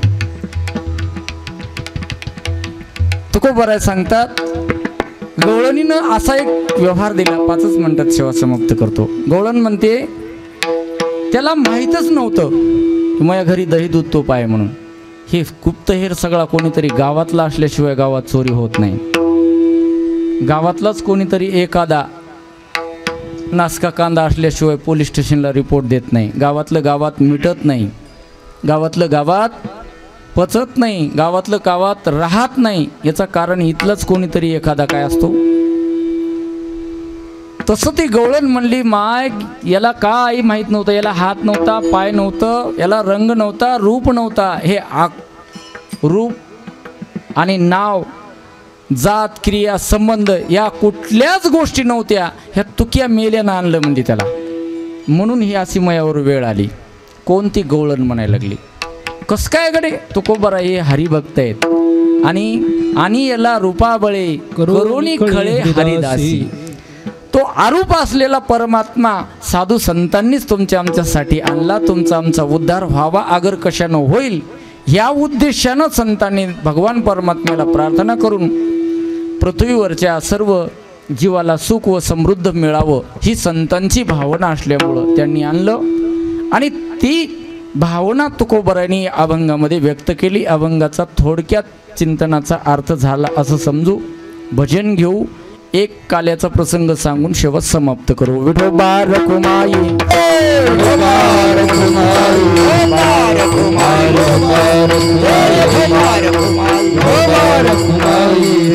शेवटी सर्व मंडळी कदरले. ह्याच्या घरी चोऱ्या, त्याच्या घरी चोऱ्या. यशोदा म्हणली, माझं लहान लेकरू आहे बाळ, सगुण गुणाचे ताणे, लहान आहे बाळ, तुम्ही याची गोटी लपवून घेता, याच्याच पाठी लागता, ही रीत कोटी आहे, याचा भोवरा लपवता, यालाच तुम्ही आळ घेता, तुम्ही 12 घरचे 12 काही बोलू शकता.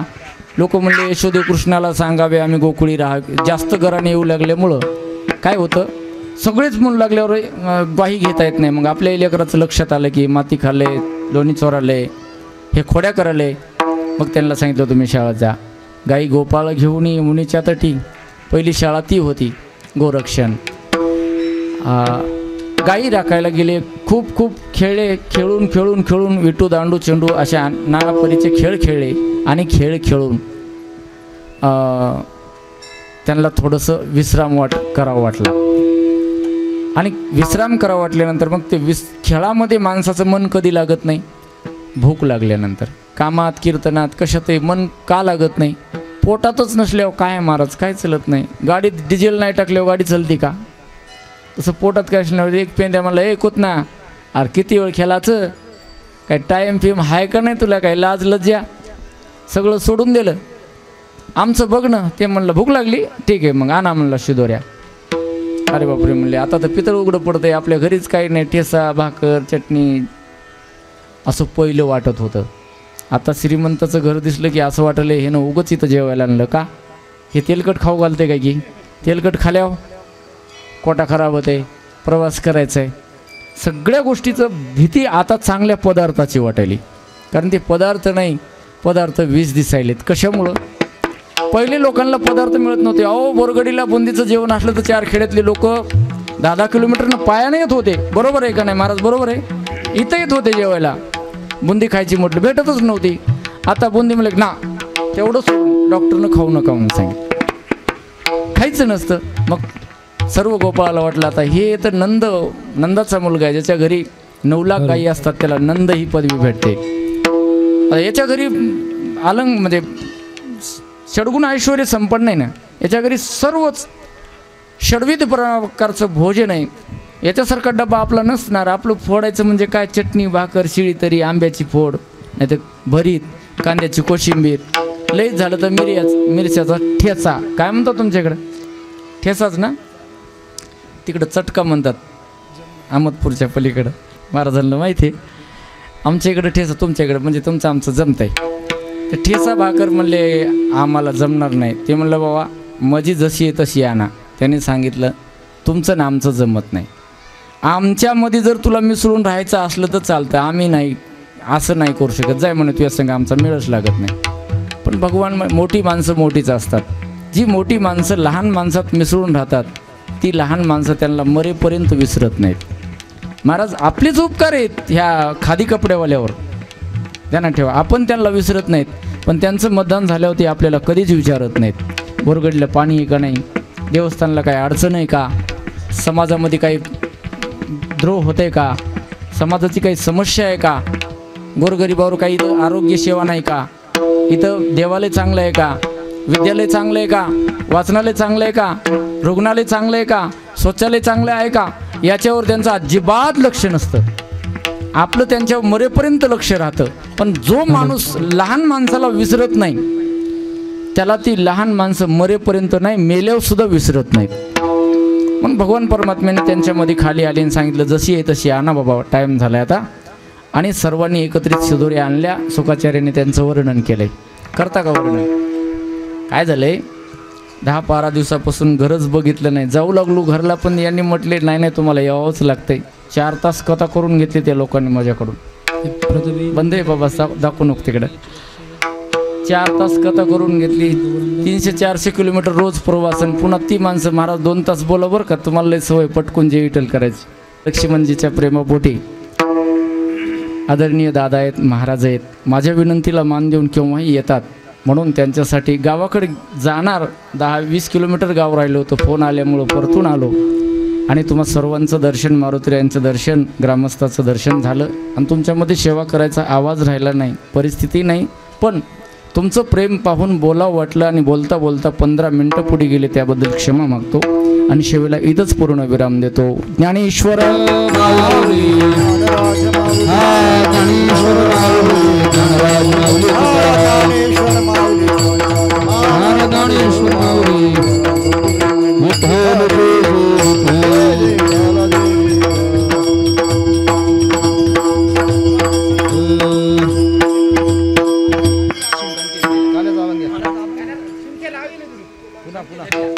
दुरे होतो तिकाचे मी भारत मुख पसरले त्या धारा झाले दुहेच्या परा भारत मुख पसरले तुका मने हाती ठोकानी कवने मी भारत मुख पसरले. पिलेट आणा, पिलेट. कंटी धरणार मने अवघादने प्रसाद मंदिरातला विना विधी करी मालिका संभ्रमा कोणी अभमानिका उत्तम दुःखादा नावाठू एकमेका वैष्णविका संभ्रमा. हॅलो तुका मने मंडळे आणि बळी गाडी नावाठू एकमेका मंदिरातला विना घेऊन या. हॅलो विठ्ठल जय जय जय विठ्ठल जय जय बोलिले लेकुरे देवा कुरे महाराज हे विचारिला अधिकार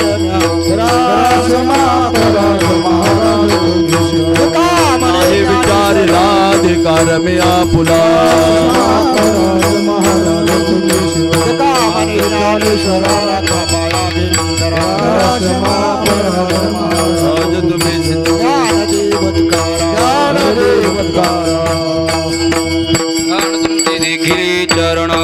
उठावीसे म्हणा इथं नाही नाराज सुरबाडकपणी इथे सापडली की उठावीसे म्हणा इथं नाही नाराज तुका वाहे टाळी उभा तुका म्हणे भोग गेला निवारी आता उठावीसे म्हणा इथं नाही नाराज तरुणी आरती चक्र पाणी ओवाळती आज पुरला नवस धन्य काळ हा दिवस सकाळ धन्य तुम्ही बाळा आज पुरला नवस धन्य काळ हा दिवस बाबाई टाळी उभा सन्मुखा जवळी आज पुरला नवस धन्य काळ हा दिवस प्रेम आरती गोविंदाती उवाळती धन्य धन्य देलो जनानित करते अवलोकन प्रौढाणी मुक्ता उवाळती परमानंद धन्य धन्य देलो जनानित करते अवलोकन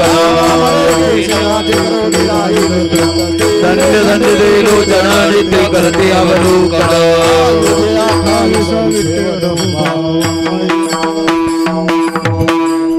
हॅलो आरती घ्या ना आरती घ्यायची नंतर दिवस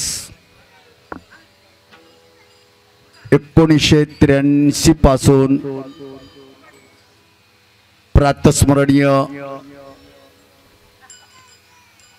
आपल्या सर्वांचं श्रद्धास्थान सद्गुरू बाबा महाराज सातारकर यांच्या कृपा आशीर्वादाने आपल्या टाळपारायण सप्ताहाचं वारकरी संप्रदायाच्या पद्धतीनं सप्ताहामध्ये परिवर्तन झालं.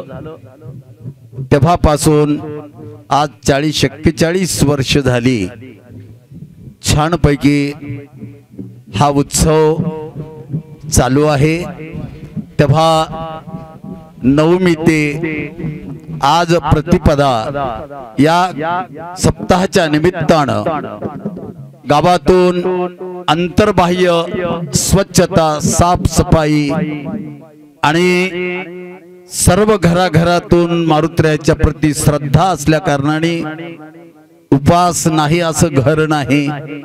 तेव्हा सर्वांनी श्रद्धेनं या कामी अतिशय मोलाची सेवा सप्ताहानिमित्तानं रोज होणाऱ्या काकडा भजनामध्ये आपल्या येथील सर्व भजनी मंडळांनी काकडा भजन आणि सर्व गावातील मंडळींनी काकडा भजन श्रवणाचा लाभ घेतला.